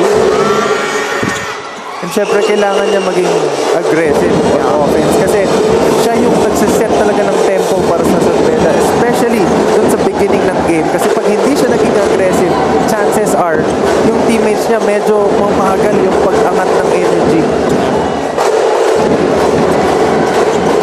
Pidinoya. Kapulong. Valencia. To RJ. Shot clock winding down. Geronimo was forced to take it to no avail. Napansin mo ba kung ano yung depensa na binigay ng San Beda doon? Hindi nila binigay si Bismarck kay Kapulong. Ang binigay nila kay Kapulong si Yuken kasi mas mabilis si Yuken. So, tendency hindi basta-basta may iwanan ni Kapulong pag galing siya sa labas. And we all know Kapulong likes to send those screens and then pop before he gets to those drives. Estacio misses. Follow up. That's a difficult take for Jumel right after getting the board. Ito na si Borromeo. RJ. Geronimo. Kapulong for 3. Straight line, but not enough power on the attempt. 13-point lead maintained by San Beda.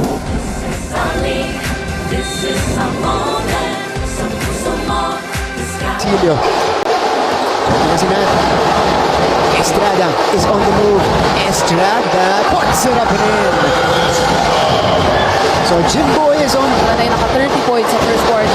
Right now they're just 12 and 10. Montesilio surveys, movement, providing the screen again.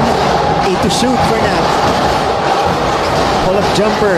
Estrada with back-to-back baskets. Balik sa ating laban. And before we resume here in the third quarter, let's get an update on our key players, Yuken Andrada and T-Mac Ongotan. And getting the better of this matchup so far is Yuken with an all-around performance. 12 points, 3 rebounds, 3 assists, and burying 3-pointers as well. It's been a rough game on the other hand for T-Mac. Yes, and I think malaking factor dyan para kay T-Mac is yung hindi niya makuha yung rhythm niya nung start pa lang. Kasi medyo naguguluhan yata sila dun sa mga offense na ira-run nila eh. Kasi sa tuwing pinanonood ko yung first half replays nila kanina na mga nasushoot nila, parang galing yun sa mga talsik ng bola or yung mga hindi part ng play. Kumbaga, nangyari lang. Pero I think dito sa second half, if mas magiging mas aggressive pa siya dun sa pag-assert dun sa klase ng gameplay na gusto niyang mangyari for Arellano, dun niya makukuha yung offense. Pero mamaya-maya ko siya papasok ulit. Basti Valencia also taking a breather for the Chiefs. Benny, sahod niya at time. Sahod niya, rattles it home. And that's the best way to answer a zone defense.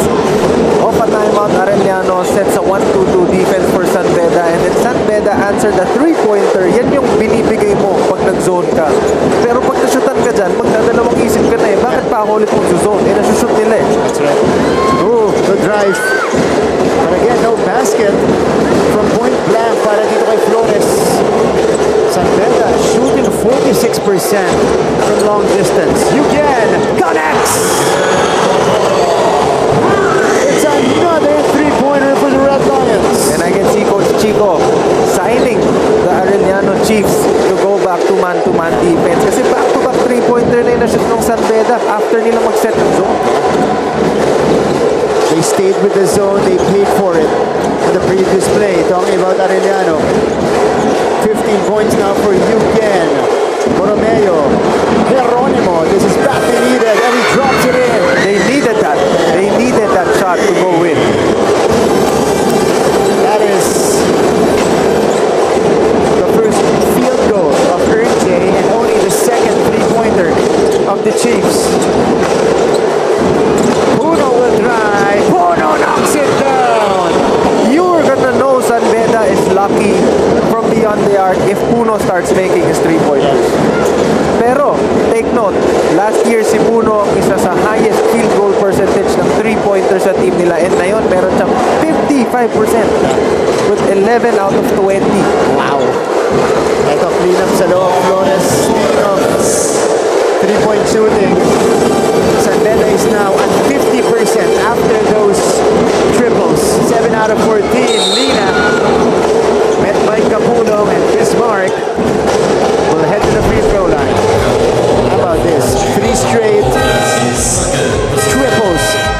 defending champions, Brian Zahonia, starting the party. Andrada with another zone buster. Pero dito, binawi ng bahagya ni NJ Geronimo. But San Beda kept firing. This time, they find Jomel Puno in that corner.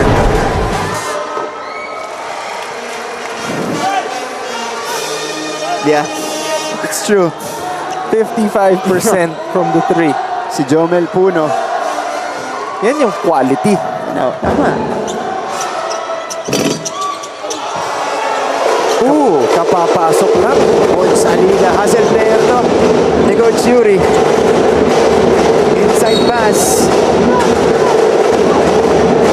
Papunta sa Arellano. That's a crazy clip. Para dito.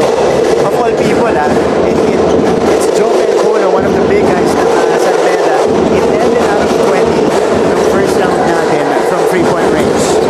Pero kung papansinin mo, parang hindi siya tumitira. Pero yung mga tira niya, isa, dalawa.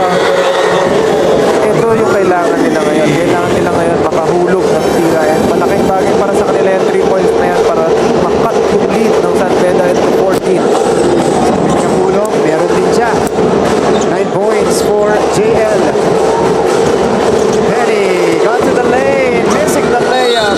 Lina staying with the play. Nakita mo yung ginawa ni Penny, pinalis niya. Tapos tinawag niya si Bismarck to set the screen. Ngayon, si Kapulong yung lalabas.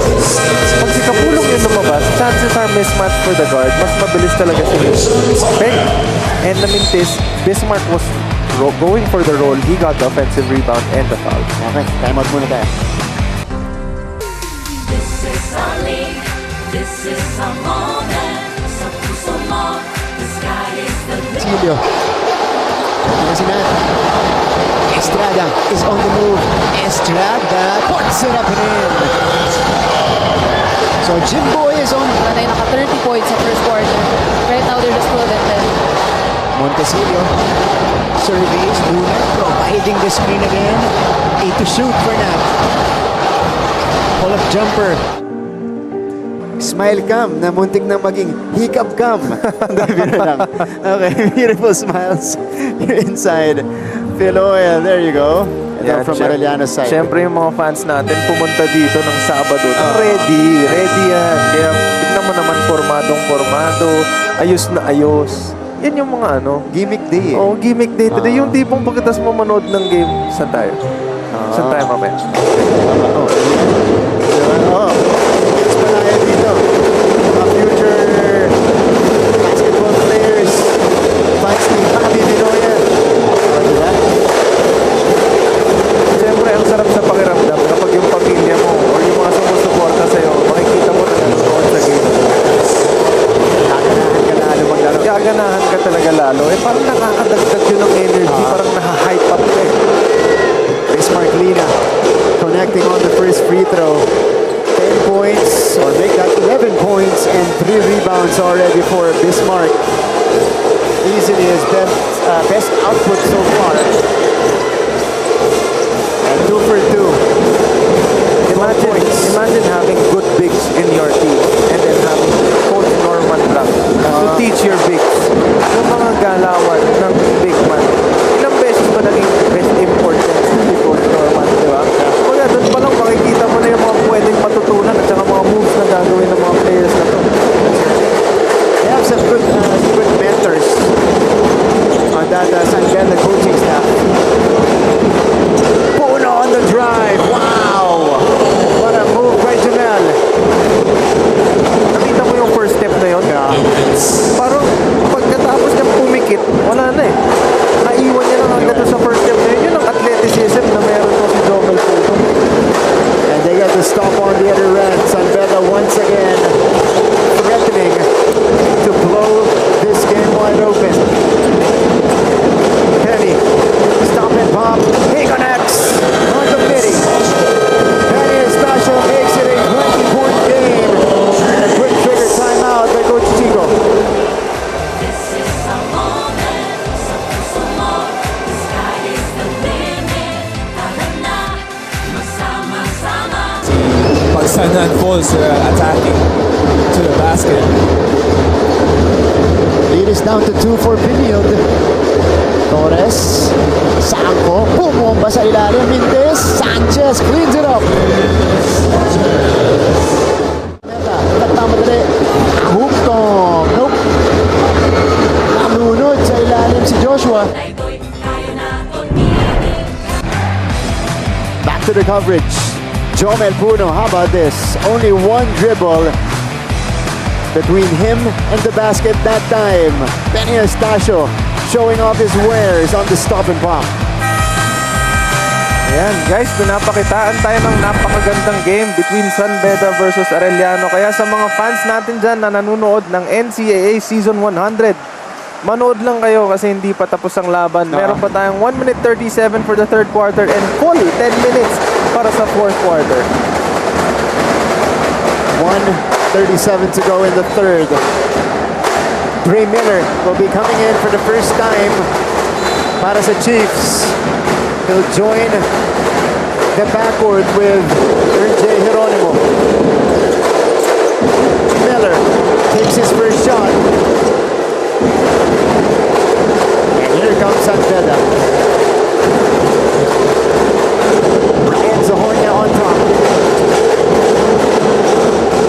Brian dumps it inside. Bismarck Lina scores. Lina now with 14 points. A breakout game for Bismarck Lina. Only his third game in a Red Lion uniform. You know, Martin, I'm really happy for Bismarck Lina, especially coming off a bad injury. You know, getting back and then playing 3 games pa lang and then having a breakout game the same as this one, and how aggressive he is and gaano kataas yung confidence na binigay sa kanya ng staff and ng teammates niya. Wow! Yan palang may explain mo na kung ano yung meron sa San Beda. Ito natin si Willie Miller kanina. Bismarck Lina. And this is what San Beda needs at this point of the season. Another weapon and a guy who can operate underneath. Speaking of Willie Miller, alam mo ba na nung nasa gitna ako ng career ko ng basketball, isa yan sa mga naging influential talaga sa akin in terms of dun sa mga skill set na meron ako at saka sa kapatid ko. Him and Willie Wilson. Dalawang Willie. Willie, tsaka Jason. Willie Miller, of course, former Rookie of the Year sa NC. RJ Geronimo takes this one strong. Nigel Gonzalez scored on the other end earlier to extend the lead to 24. That is moved by Nigel. And RJ counters right back. Parang nanonood tayo ng NCAA Season 98 Juniors Basketball. When RJ was part of the San Sebastian High School team and Nigel was part of the Red Robins. And RJ Geronimo, after a string of solid games, he was able to score in double digits in each of those. Nahirapan siya dito against San Beda. Malaking bagay talaga yung mga naging adjustments na meron tayo. Ano? Yung scouting talaga na sinasabi nilang 20%. Hindi ako naniniwala na 20% lang yun. Kasi kung nung naglaro ko sa college, hindi naman sobrang tagal na. Pero ano lang din. A couple years back. College pa rin nasa ako nun eh. A couple years back. Medyo malaki na yung impact ng scouting. How much more ngayon na mas marami ng camera at mas marami ka na pwedeng copies na makuha. That's right. Everything is stored online. Available there. Lalo tayo sa streaming natin. As Flores. This is Nigel Gonzalez. Final shot time for the white shirts. Gonzalez, mid-range, wala. T-Mac. No heave. After 3 quarters, it is San Beda dominating Arellano in the third. They outscored the Chiefs 24-12, and they create a 24-point advantage. And when we return, it's going to be the payoff period of this game. Kilalang-kilala ngayon si Carlos Yulo sa kanyang double gold sa Paris. Pero alam nyo ba na mayroon nang naunang Carlos na naglaro sa Olympics na tubong NCAA? Siya'y walang iba kundi si Carlos Caloyloy Zaga na nagpa-champion sa San Beda Red Lions ng 3 beses noong 1950s. Lumahok si Loizaga ng 2 beses sa Olympics, pati na rin sa Asian Games, FIBA Asia at FIBA World Championships kung saan nagkamit siya ng maraming gintong medalya. Sa taong 2023, naluklok siya sa FIBA Hall of Fame. Talagang deserve ni Caloyloy Zaga ang kanyang moniker na The Big Difference. Yan ang NCAA sa siglo 1. Kilalang-kilala ngayon si Carlos Yulo sa kanyang double gold sa Paris. Pero alam nyo ba na mayroon nang naunang Carlos na naglaro sa Olympics na tubong NCAA? Siya'y walang iba kundi si Carlos Caloyloy Zaga na nagpa-champion sa San Beda Red Lions ng 3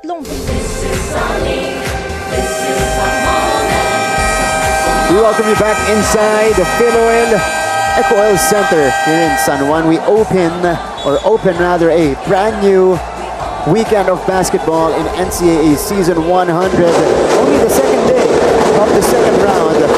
We have this matchup of San Beda and Arellano. Martin Javier along with Prince Rodero breaking this game down. And this is unlike their first meeting.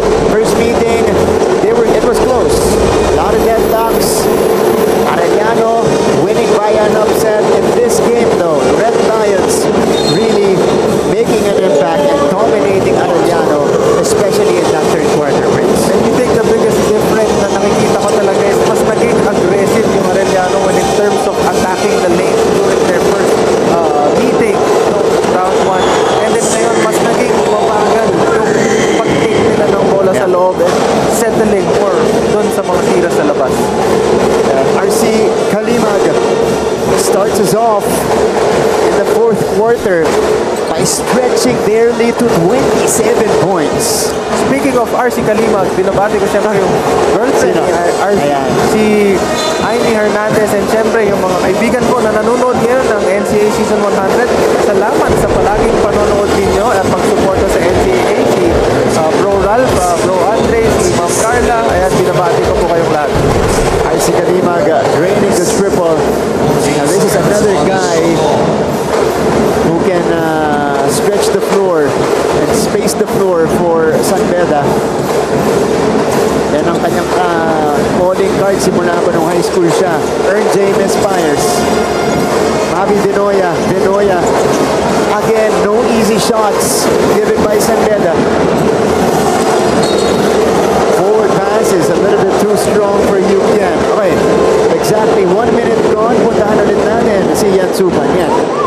Martin and Prince, when something works, we often stick to this, and that is what San Beda is doing. I found out that head coach Yuri Escueta sends out his assistant coaches to do the pre-game interviews because throughout their 4-game winning streak, his assistant coaches did the talking. Now here's what the coaching staff said. The team needs to just stick to the game plan but be more aggressive because they said that Arellano is also an aggressive team. They need to contain the individual players and continue to solidify their half-court defense to further widen the score gap. That's all from the court side. Back to you, Martin and Prince. Thank you so much, Yan. I did not peg Coach Yuri to be a superstitious coach. Pero ganun talaga. Again, tatanggalin mo lahat ng chance na pwede kang lapitan ng malas eh. Yeah. Diba? Kung alam mong hindi siya nag-work sa'yo before, bakit mo uulitin? Anything to get you the win. Yes, and again, balikan lang natin ulit yung nangyayari dito lang sa game. Ano ba yung mga nag-work para sa Arellano? Ano ba yung nag-work para sa Beda? Nag-work para sa Beda, they put the ball in their bigs' hands, and then the bigs delivered. Earlier, Arellano put the ball in their bigs' hands, they delivered. Pero bakit mas nagsisettle sa tira sa labas, di ba? Mas okay kung alin yung hindi naman sira. Ayusin. Tuloy mo lang.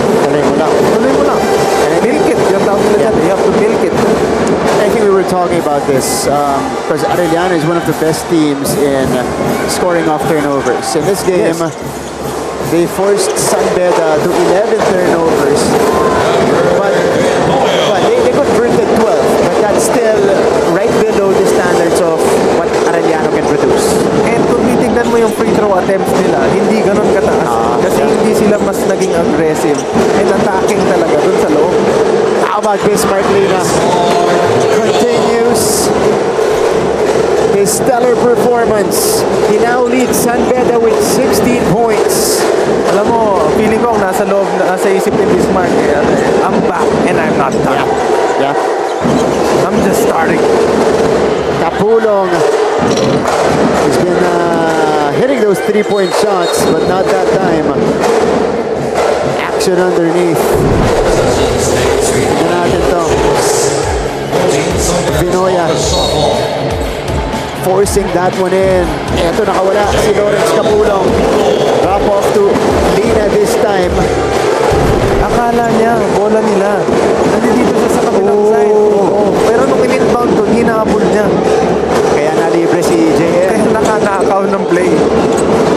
So 70-49. Payosing the turnaround. No. Foul on Lina. Tignan natin to. Scramble for the loose ball. Tina.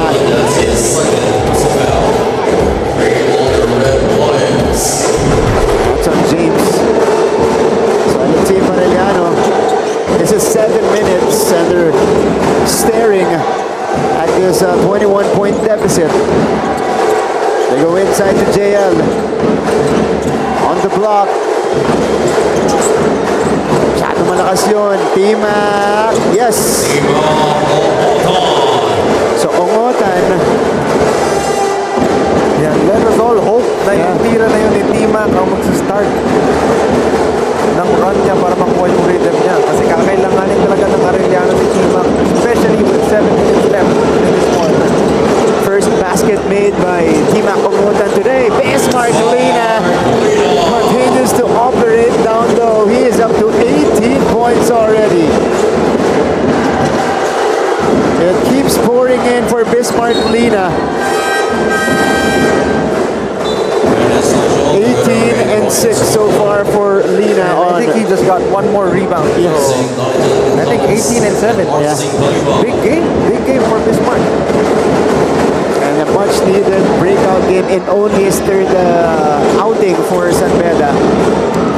Because it's difficult to be inserted right in the middle of a season, Prince. As Geronimo breaks away for this layup. So Arellano starting to force turnovers and score in transition. Ito na yung sinasabi mo kanina na medyo mababa para sa standards nila yung 12 points of turnovers. And I think they're trying to break up their turnover points by pressuring the ball even more. Earlier, San Beda responded. Bismarck again! He's been unstoppable down low. You know, Martin, paulit-ulit ko itong sinasabi sa'yo, pero kanina pag ginagawa ni Estacio to, tinatawag niya si Bismarck for the screen to get Kapulong out and make sure na makuha niya yung 2-man game for that role kasi pag na-late si Kapulong, may high-low sila palagi. Yeah. Brian Sahonya, the feed, Payosing, powers for that layup. Martin, prior to this play, nakita natin yung seal ni Bismarck tapos yung na-turnover ni Brian, di ba? Nakita ko sumisenyas sa kanya si Coach na ipasa mo yung extra pass. And I think with this play naman, kinuha niya yung defender talaga bago niya pinasa. Meantime, another takeaway, but a rejection by J.R. Capulong will prevent that basket from Sahonya. Tignan natin to. Lina, again, collecting and scoring inside. RJ took this one himself. But you see the pick and roll here. Bismarck Lina on the catch underneath. Benny, 4.5 left. This is going to be an offensive foul.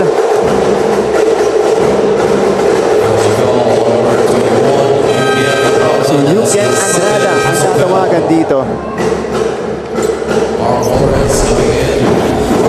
Ito yung transition play kanina. It was a 2-on-1 break. Sahonya to Payosing. Yuan Kamay. May tangan ng bola. Stops on the dime. Sends it to Ongotan. T-Mac attacks. T-Mac gets the whistle. Alam mo, ganitong klaseng games, katulad ng laro ni Bismarck, babalikan ko lang yung binanggit mo kanina, breakout game nga to ni Bismarck. Sa mga viewers natin dyan na may mga injuries, kung sa tingin nyo, tapos na yung career ninyo dahil sa injuries, hindi pa. Isang magandang testament dyan to si Bismarck. Galing yan sa ACL. Ang daming pinagdaanan niyang player na yan. And nakita ko kung gaano siya kasipag, kung paano niya talaga gusto makapaglaro ng basketball. And kita niyo naman, meron na siyang 3 games na nilalaro. And syempre, so far, itong 3rd game na to, ang pinakamaganda sa mga nilaro niya. At masasabi mo, as a player, Prince, di ba? Masasabi mo na yung pagpasok mo in the middle of the season, that's somewhat a risk eh. Yes, and mahirap. Yes. Kasi kailangan mo mag-keep up dun sa speed, mag-a-adjust ka muna dun. Kailangan mo integrate yung sarili mo dun sa sistema and to adjust to the competition as well. And knowing Coach Yuri's system, hindi naman yan yung pagpasok mo pwedeng alam mo na lahat eh. Kasi yung sistema ni Coach Yuri, ano yan eh, ang daming nangyayari. Pero dapat involved ka talaga in yung chemistry ng team nyo. Dapat nandun. Yeah. So, and San Beda needs this moving forward. This kind of performance from Bismarck Lina. Ito, JL running into Number 9, Ryan Sahonia. Sahonia. That's his 3rd personal foul penalty. So, ayan na, upo na dito si Bismarck Lina. I think he's done for the game. Lina will finish with 20 points and 6 rebounds and a steal. 7 out of 10 shooting has been the story of the game for San Beda so far, because his presence really made the difference, especially early on when they were starting to extend their lead. Ito yung sinisilip nila, Prince, yung sinasabi mo sa akin. Nire-review ito ng coaches.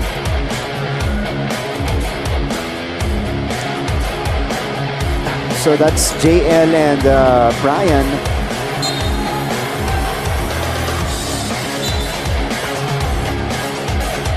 Okay, wala namang upgrade. Foul number 9. They just stuck with the call. So Sahonia is whistled for the foul. Penalty situation for Red Lions. 2 free throws. JL Capulong to the free throw line. Siya lang yung medyo nagbubuhat dito para sa Arellano Chiefs with 14 points. Hasn't been easy as well from the field, only 6 out of 14. Si Basti Valencia has 9 points, but 7 of those came way back in the first quarter. 76-56, Coach Yuri calls for time. This is our league, this is our moment. Sa puso mo, the sky. Ang unang pumapasok sa isipan pag NCAA ang napag-uusapan ay basketball. Pero kahit sa ibang larangan ng palakasan, lalaban pa rin ang NCAA. Tignan nyo ang tubong mapuwa na si Chess Grandmaster Eugene Torre na isa ng Hall of Famer. Ang taga-College of St. Benilde na Season 92 Men's Volleyball Champion at MVP na si John Vic de Guzman na nakapagkamit ng silver medal sa... We're back. And it's still a 20-point game in favor of the defending champions, the San Beda Red Lions. If you guys just tuned in, this is a second half domination by San Beda. And Coach Chico is, well, running out of bullets, running out of ammo here, Prince.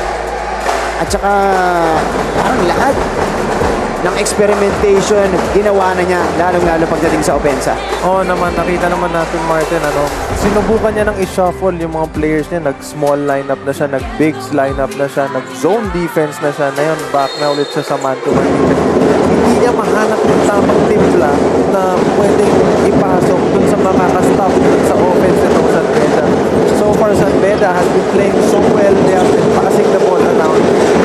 Kaya sila nakuha ng offense natin. Arellano, knowing that they're pesky defenders, imagine mo yung didepensahan mo yung limang tao ng paikot-ikot kayo, hindi ka ba naman mapagod?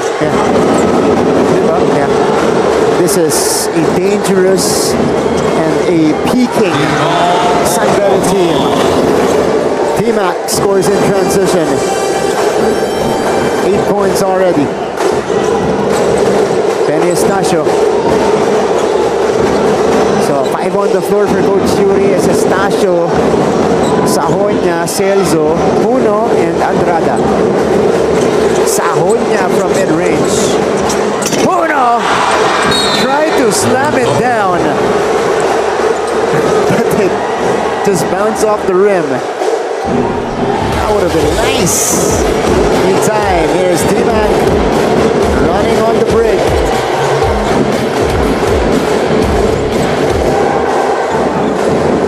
Minutes left. Ongotan for 3. Overcooks it. Ryan Sahonya brings it across. The San Beda team, ito yung importante, Prince. At the start of the second round, nakita ng San Beda yung potential nila, yung ano yung pwede nilang maabot. During the first round, hindi nila masyado hinahanap yung bigs nila that much in terms of giving it to the low post. Pero more on giving it to Yukin and then making him decide. Kasi yung post nila nung first round si Yukin eh. Pero ang main reason talaga nun is for them to collapse on him and then look for the shooters.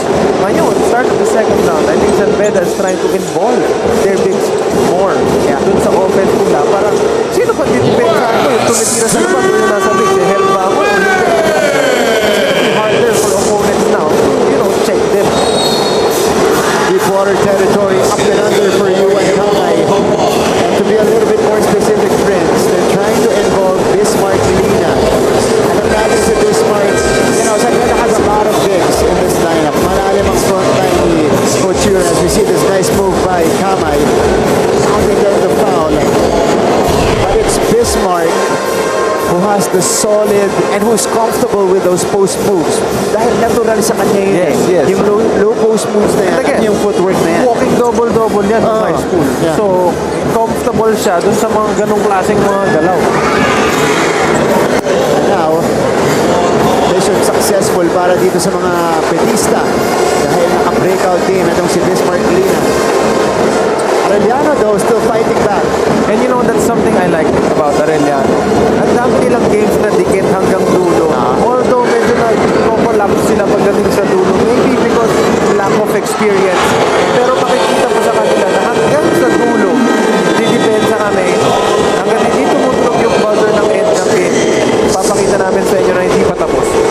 Jomen Puno extends the lead back to 17. A minute and a half left in the contest.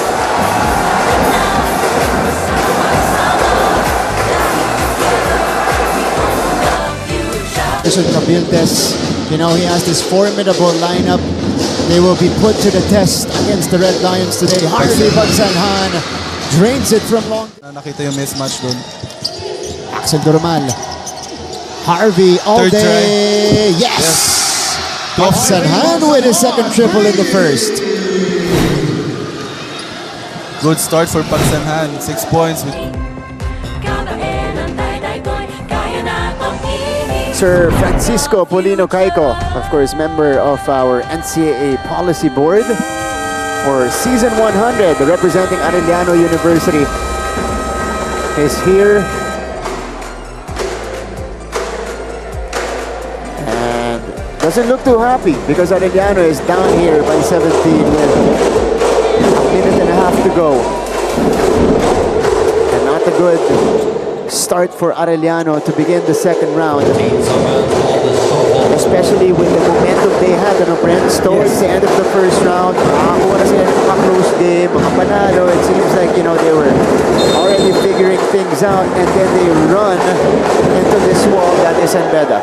Well, parehas kasi sila ng kinalalagyan. Patapos ng first round, parehas sila na medyo paangat.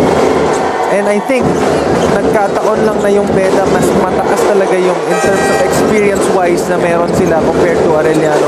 But again, knowing Coach Chico, naging Coach ko yan, therefore kung gano'n yan ka-positive and how he's gonna turn this game into something that can help them. Kasi he's been doing that yan all throughout the first round. And so far, natapos nila yung first round ng no. Yeah. And malay mo naman, itong start na to, itong game na to yung talagang tutulong sa kanila na mag-push sa kanila dito sa second round. Alright, meantime, extra action. Lina missing the follow-up as he was covered by Capulong in the paint. Capulong got a little wild on the break-free action. Adrian Soliano coming in for the Red Lions. Soliano will be coming in. Now, this is another project for San Beda. Came from their juniors program. Soliano is about 6'7", 6'8", with long arms, with a long wingspan. Yes. Oh. Yeah, project yan sa kanila. But when he was in the juniors program, productive yan, na big man. And you know, I think one good sign na para malaman niya na nandun siya sa right path is look at your predecessors. Look at the ones who are playing right now. Yung mga mas senior sa'yo. Ano yung mga nagagawa nila na pwedeng magawa mo din in the future? Flores. We're just waiting for the final score here. Kamay pulling the trigger. And at that point, showing Arellano. You know, that whole sequence was the story of the game for the Arellano Chiefs. That's how hard they've been working for these points. 79-65. 24 seconds left. And the Red Lions, currently the hottest team in the league right now, will continue with their winning ways.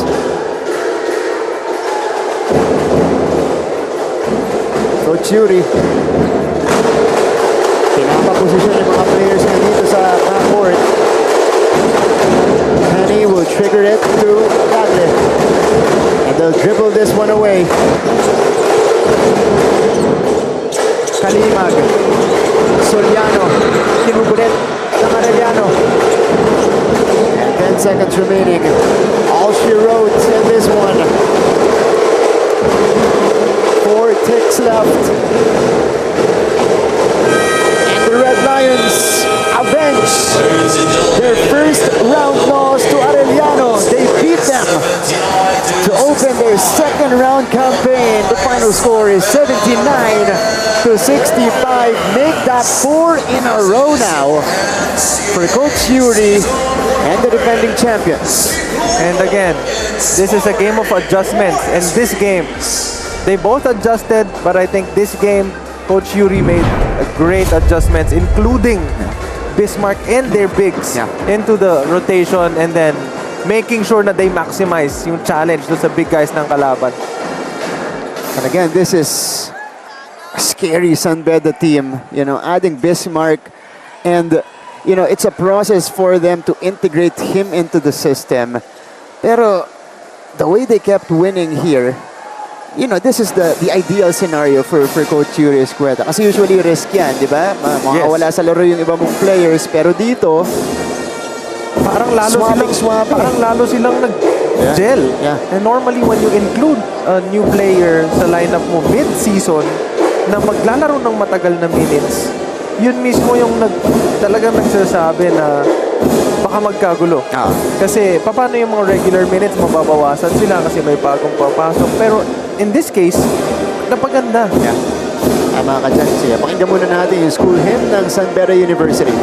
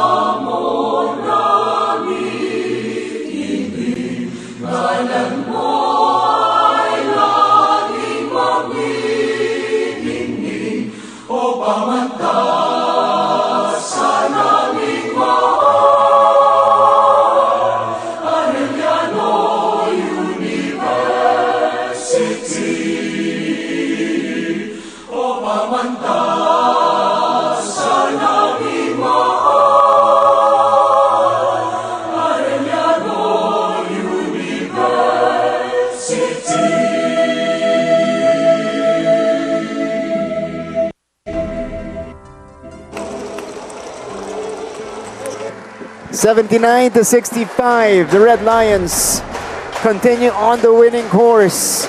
Pagbalik po natin, we'll talk to a few members of the Red Lions, including the winning head coach. At kung yan, dito sa NCAA Season 100. Baka hindi ulit ito tumira kasi kanina pa niya hinahanap yung teammates niya. Pero bigla siya nag-create ng move na may napakaganda pang sidestep with the finish. Wow, ang galing. Napakaganda ng sidestep na yun. And that's why they have this lead, 12-8. Justin Sanchez, somehow gets the reverse. +1 for Sanchez. And again, this is a mature Justin Sanchez we're witnessing in the NCAA Season 100. Kita mo kung paano niya ginamit. Tagal siya mismo yung gagawa. That's right. Both teams alternating baskets. Gabi Cometa is on the move. What a pass. Sanchez on the finish. Justin Sanchez will give Benil their first double-digit advantage, 23-13. Thank you so much, Micaela Mindanao, with a report from the Perpetual Altas. And, you know, they can't let this one slip away.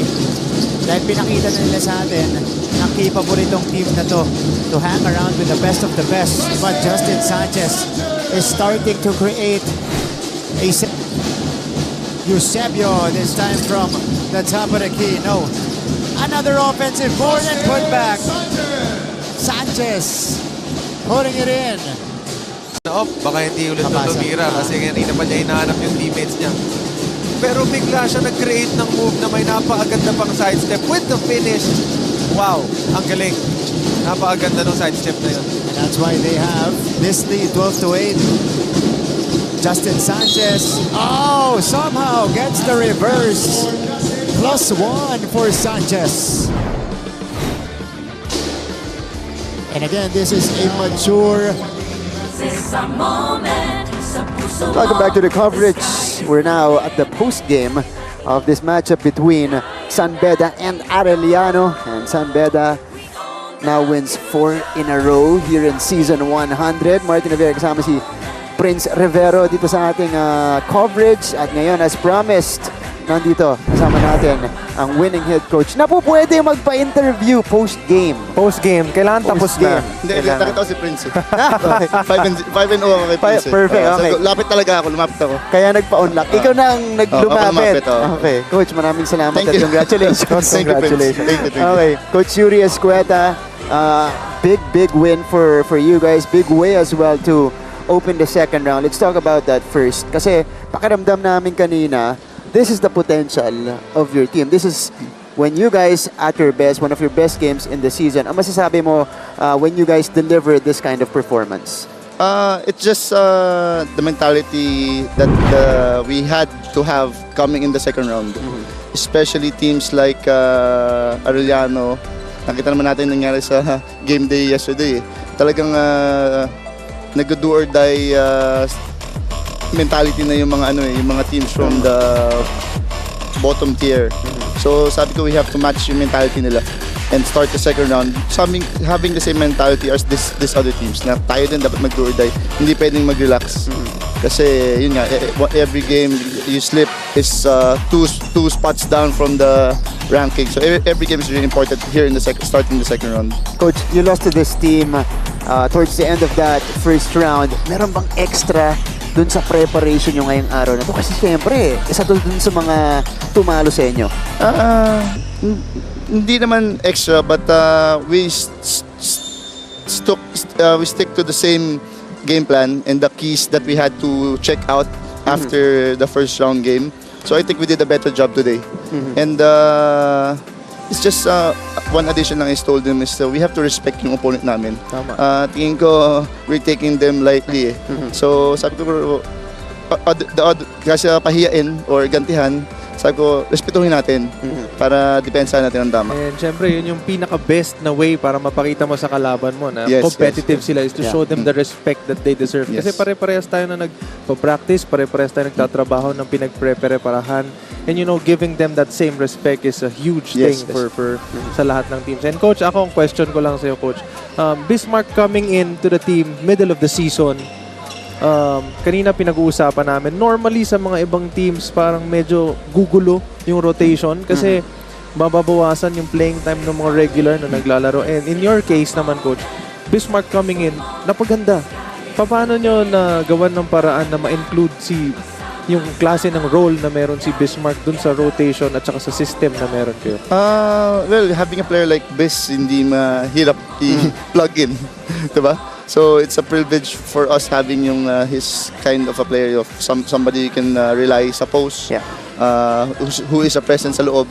Malaking bagay, especially with our shooters. Okay. So if the shooters decide to stay home, then this will go to work. If they decide to help, our shooters are open, especially with Yuki at the fourth. Malaking bagay sa amin yan. And I have to give it also to the players kasi dito if you can help, welcome alam mo yun, ganun, walang dito, walang sapawan dito. We try to push each other up. Coach, gusto ko malaman yung process nyo nung decision making nung ipapasok nyo na si Bismarck because he actually came in 2 games earlier. Originally, start ng second round. Ito pa lang, first game niya dapat to, pero bago to naka 2 games na siya. Kinausap ko siya noon, sabi niya sa akin, Kuya, dapat pa ako, second round pa ako, pero sabi ni Coach, laro na ako ngayon. Kwento mo sa amin yung istorya noon, bakit nyo siya pinasok a little bit earlier than scheduled? We decided yung ipasok na siya nung late first round para break-in. Break-in. Pero binabantayan namin yung minutes niya. To get the feel. Kasi pag ngayon mo lang siya ngayon, so ngayon lang namin siya pinasok, ngayon pa lang niya getting the feel of the game, adjusting to the speed. At least nakapag-adjust na siya nung late first round. So ngayon medyo okay, hindi na linif na yung restriction niya sa minutes. So yan, comfortable. Okay, first 2 games, Coach Bismarck, sabi mo, break-in pa lang yon. So nangangapa pa siya. How relieved are you na nagkaroon siya ng gantong breakout performance sa 3rd game pa lang niya? This is something we expect from him when we recruited him. It's his presence inside. And kahit siya, this is something he knows he can do. Medyo na pipigilan siya nung sa previous team niya. And he's juniors MVP. Yeah, walking double-double. He's a juniors MVP. So grabe ito noon, high school. So, yun yung isang selling point namin nung kinausap niya kami. Here, you can you get a chance to play, show what you can do. So, yun, pinakita niya sa atin. Coach, congratulations. Your opportunity to greet everybody watching you guys right now. Kasi daming masaya. 4 na sunod na kayo, Coach. Dito lang namin kayo nakausap post-game. Go ahead, Coach. Unang-una, nagpapasalamat po ako ulit sa San Beda community for always being there, especially when early in the first round when we were losing. Tapos lalong dumami yung nanonood. Yung rin nakakatawa kesa dumami yung nagka-criticize sa players and sa akin, sa team, diba? Ang nangyari, mas marami yung sumusuporta sa team. So nakita mo talaga na mahal ng community yung basketball team nila. Yes. So maraming salamat po sa inyo. Ayan, Coach Yuri Escueta, victorious again dito sa NCAA Season 100, Coach. Thank you, Prince. Okay, mukhang magpapatuloy po yung hindi niya pakikipag-usap sa pregame kasi nanalo ulit dito. Okay. We'll catch more players dito po sa ating post-game coverage when we return here on Heart of Asia.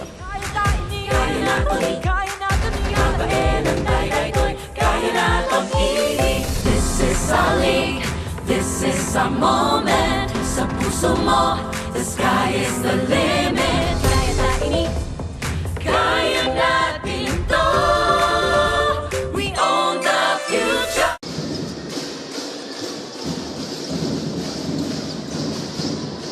Lozano. Fade away. That's good for Raimundo. Just scoring off reads itong JRU. Wala na sila gaano Misfired at the rim.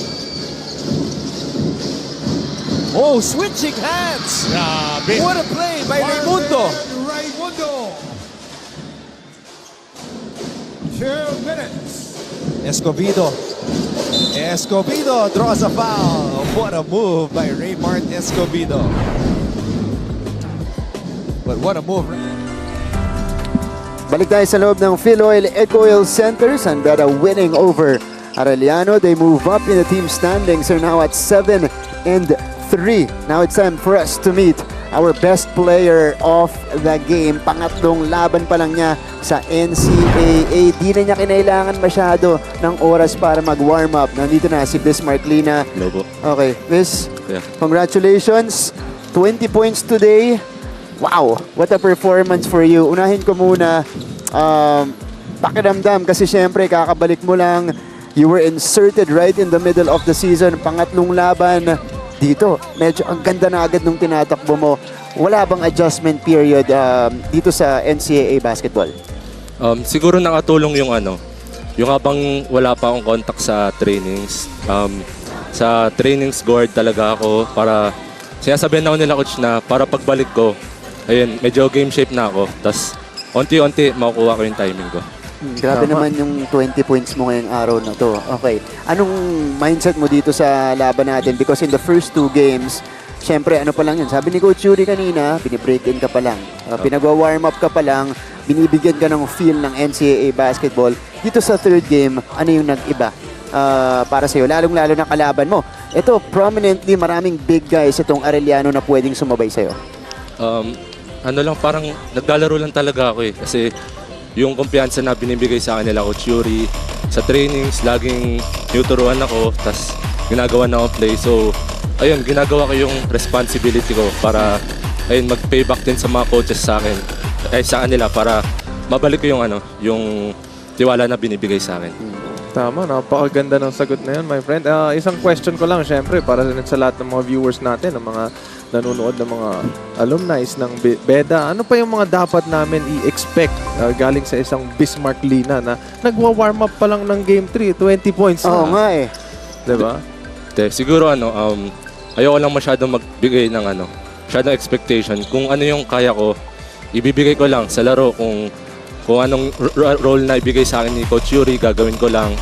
Para ayun, makatulong ako sa team and masaya naman ako na nakatulong ako sa game. Bismarck, tanong ko lang kasi physicality-wise, ikaw ba, lalo yung mga bigs dito kasi sa NCAA, ano yan? Sanay sa banggaan, sanay sa extra na activity. May adjustment ka ba doon? Lalong-lalo na dito, kakalipat mo lang dito sa NCAA. Siguro slight changes kasi simula high school ayun yung laro ko eh. So pumasok ako NCAA, expect ko na ganito yung laro and ayun, ready naman ako mentally and physically. Yan, napakaganda ng sagot mo, my friend. Again, congratulations. Thank you. Breakout game for you. 3rd game pa lang yan. Ika nga ni Coach, nung na-lift yung minutes mo na restrictions, pinakawalan ka na nila. Pangatlo pa lang. Diba?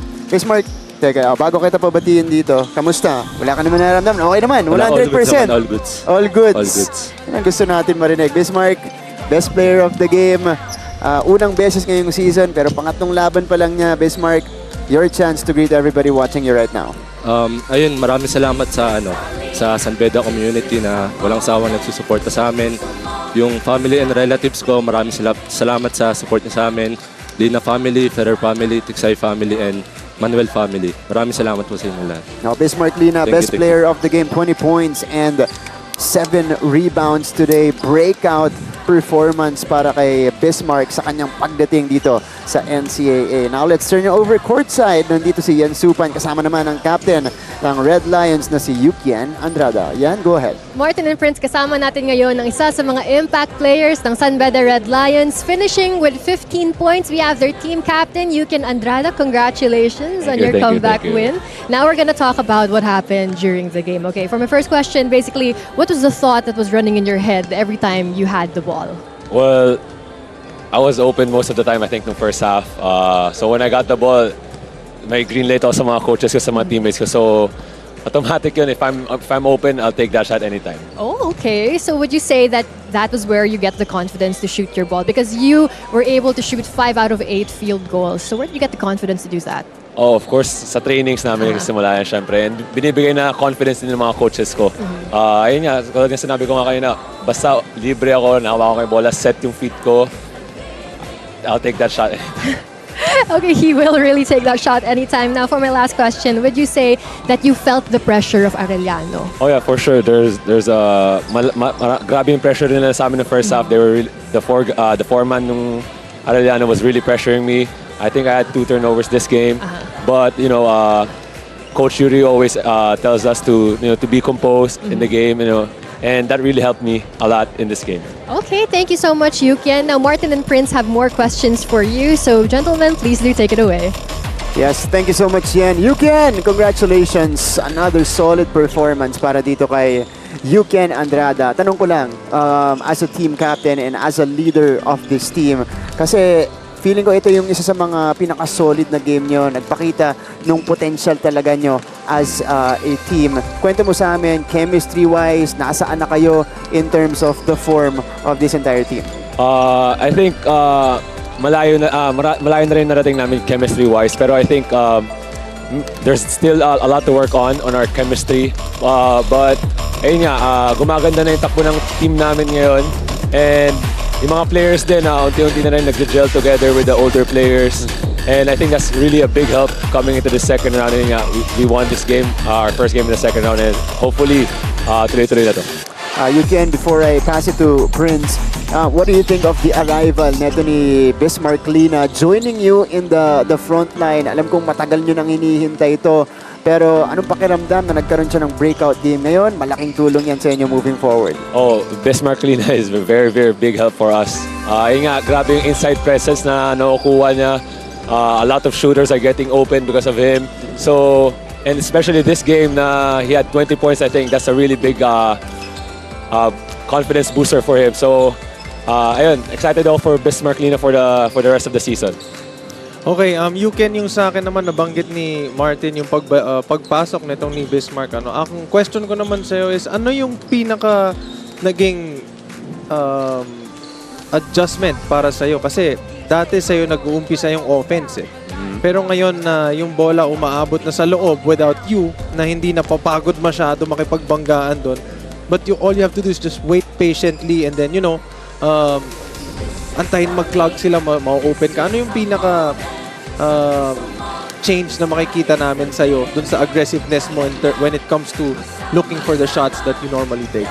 Well, I think it's still the same, Kasi, ayun nga, tulad sabi ko kanina, Bismarck Lina, pag nasa loob ng court, laging may double team yan. So, ako, palutang-lutang na lang ako sa 3-point area, pinapadali yung buhay ko. So, most of the time, I think I'm open kasi nga may double team kay Bismarck. So, it'll be more easier for me, I think. Okay, palutang-lutang lang pero 15 points. So, mas makikita na namin ngayon yung sharpshooter na Yukian kaysa yung fancy layup Yukian, Oy, gusto ko pa rin ng fancy layup. Yun nga sasabihin ko na parang mamimiss namin yun. Kasi yun yung mga isa sa mga sinisigawan namin eh.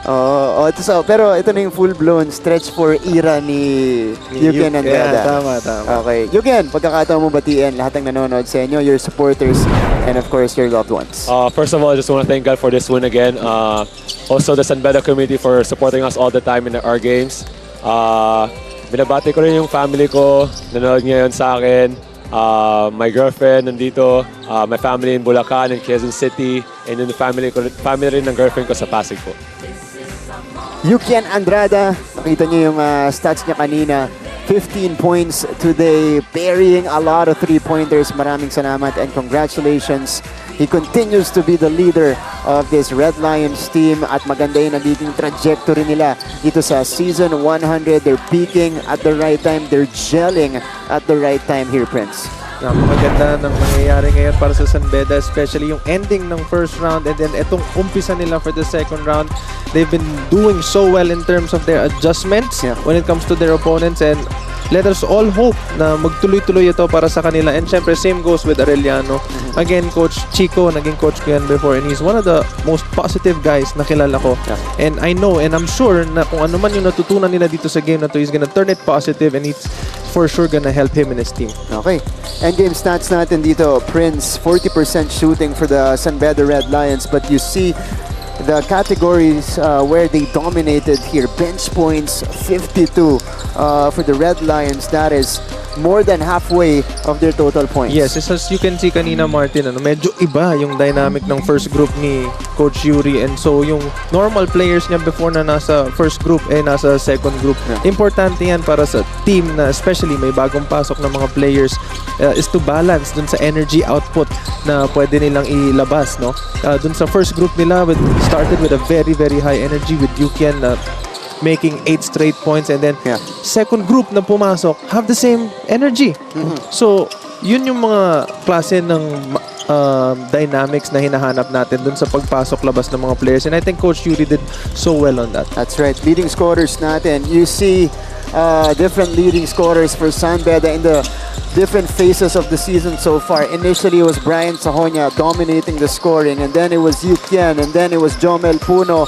Now it's Bismarck Lina on the top of the scoring netong Red Lions, making them a very potent and unpredictable team. On the other side, it was just Lawrence Capulong all the way, knocking down three-pointers, even facilitating down low.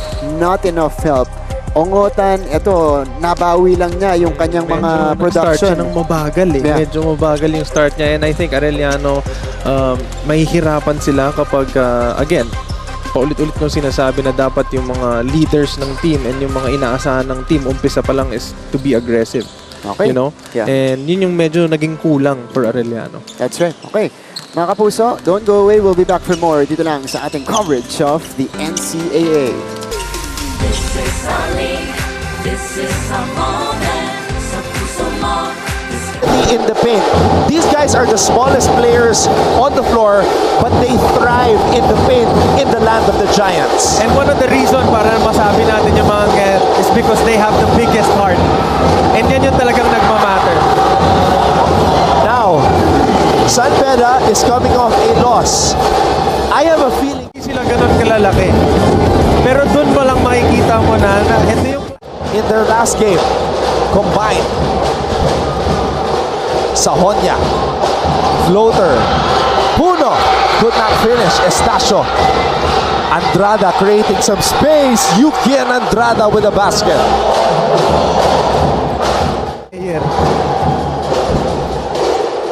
Gaban, not that time. Sahonia with the board. Sahonia to Andrada with a finish.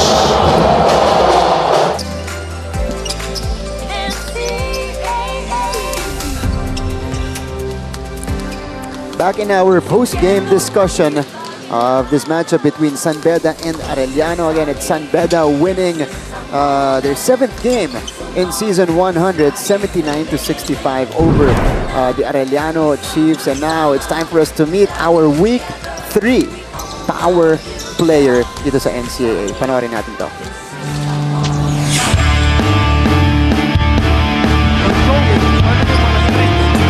Oh my goodness! During the home stretch of the first round of eliminations, there was no player in the NCAA who showed more promise than Jomel Puno. Puno is running wild. Jomel Puno unleashed. Jomel Puno with the layup.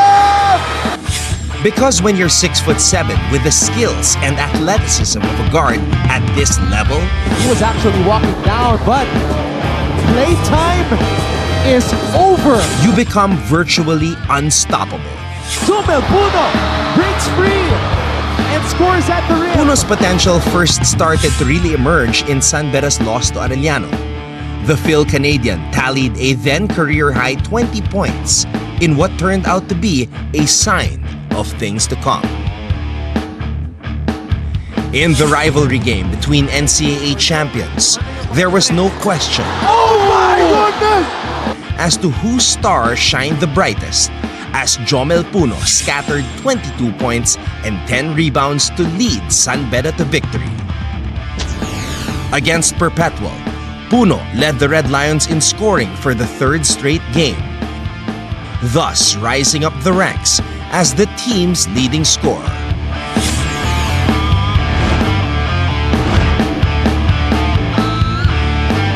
With his swift development and newfound assertiveness, Jomel Puno has not only become San Beda's most dangerous weapon, 7-0 run by San Beda after this finish by Jomel Puno. he is also our NCAA Power Player of the Week.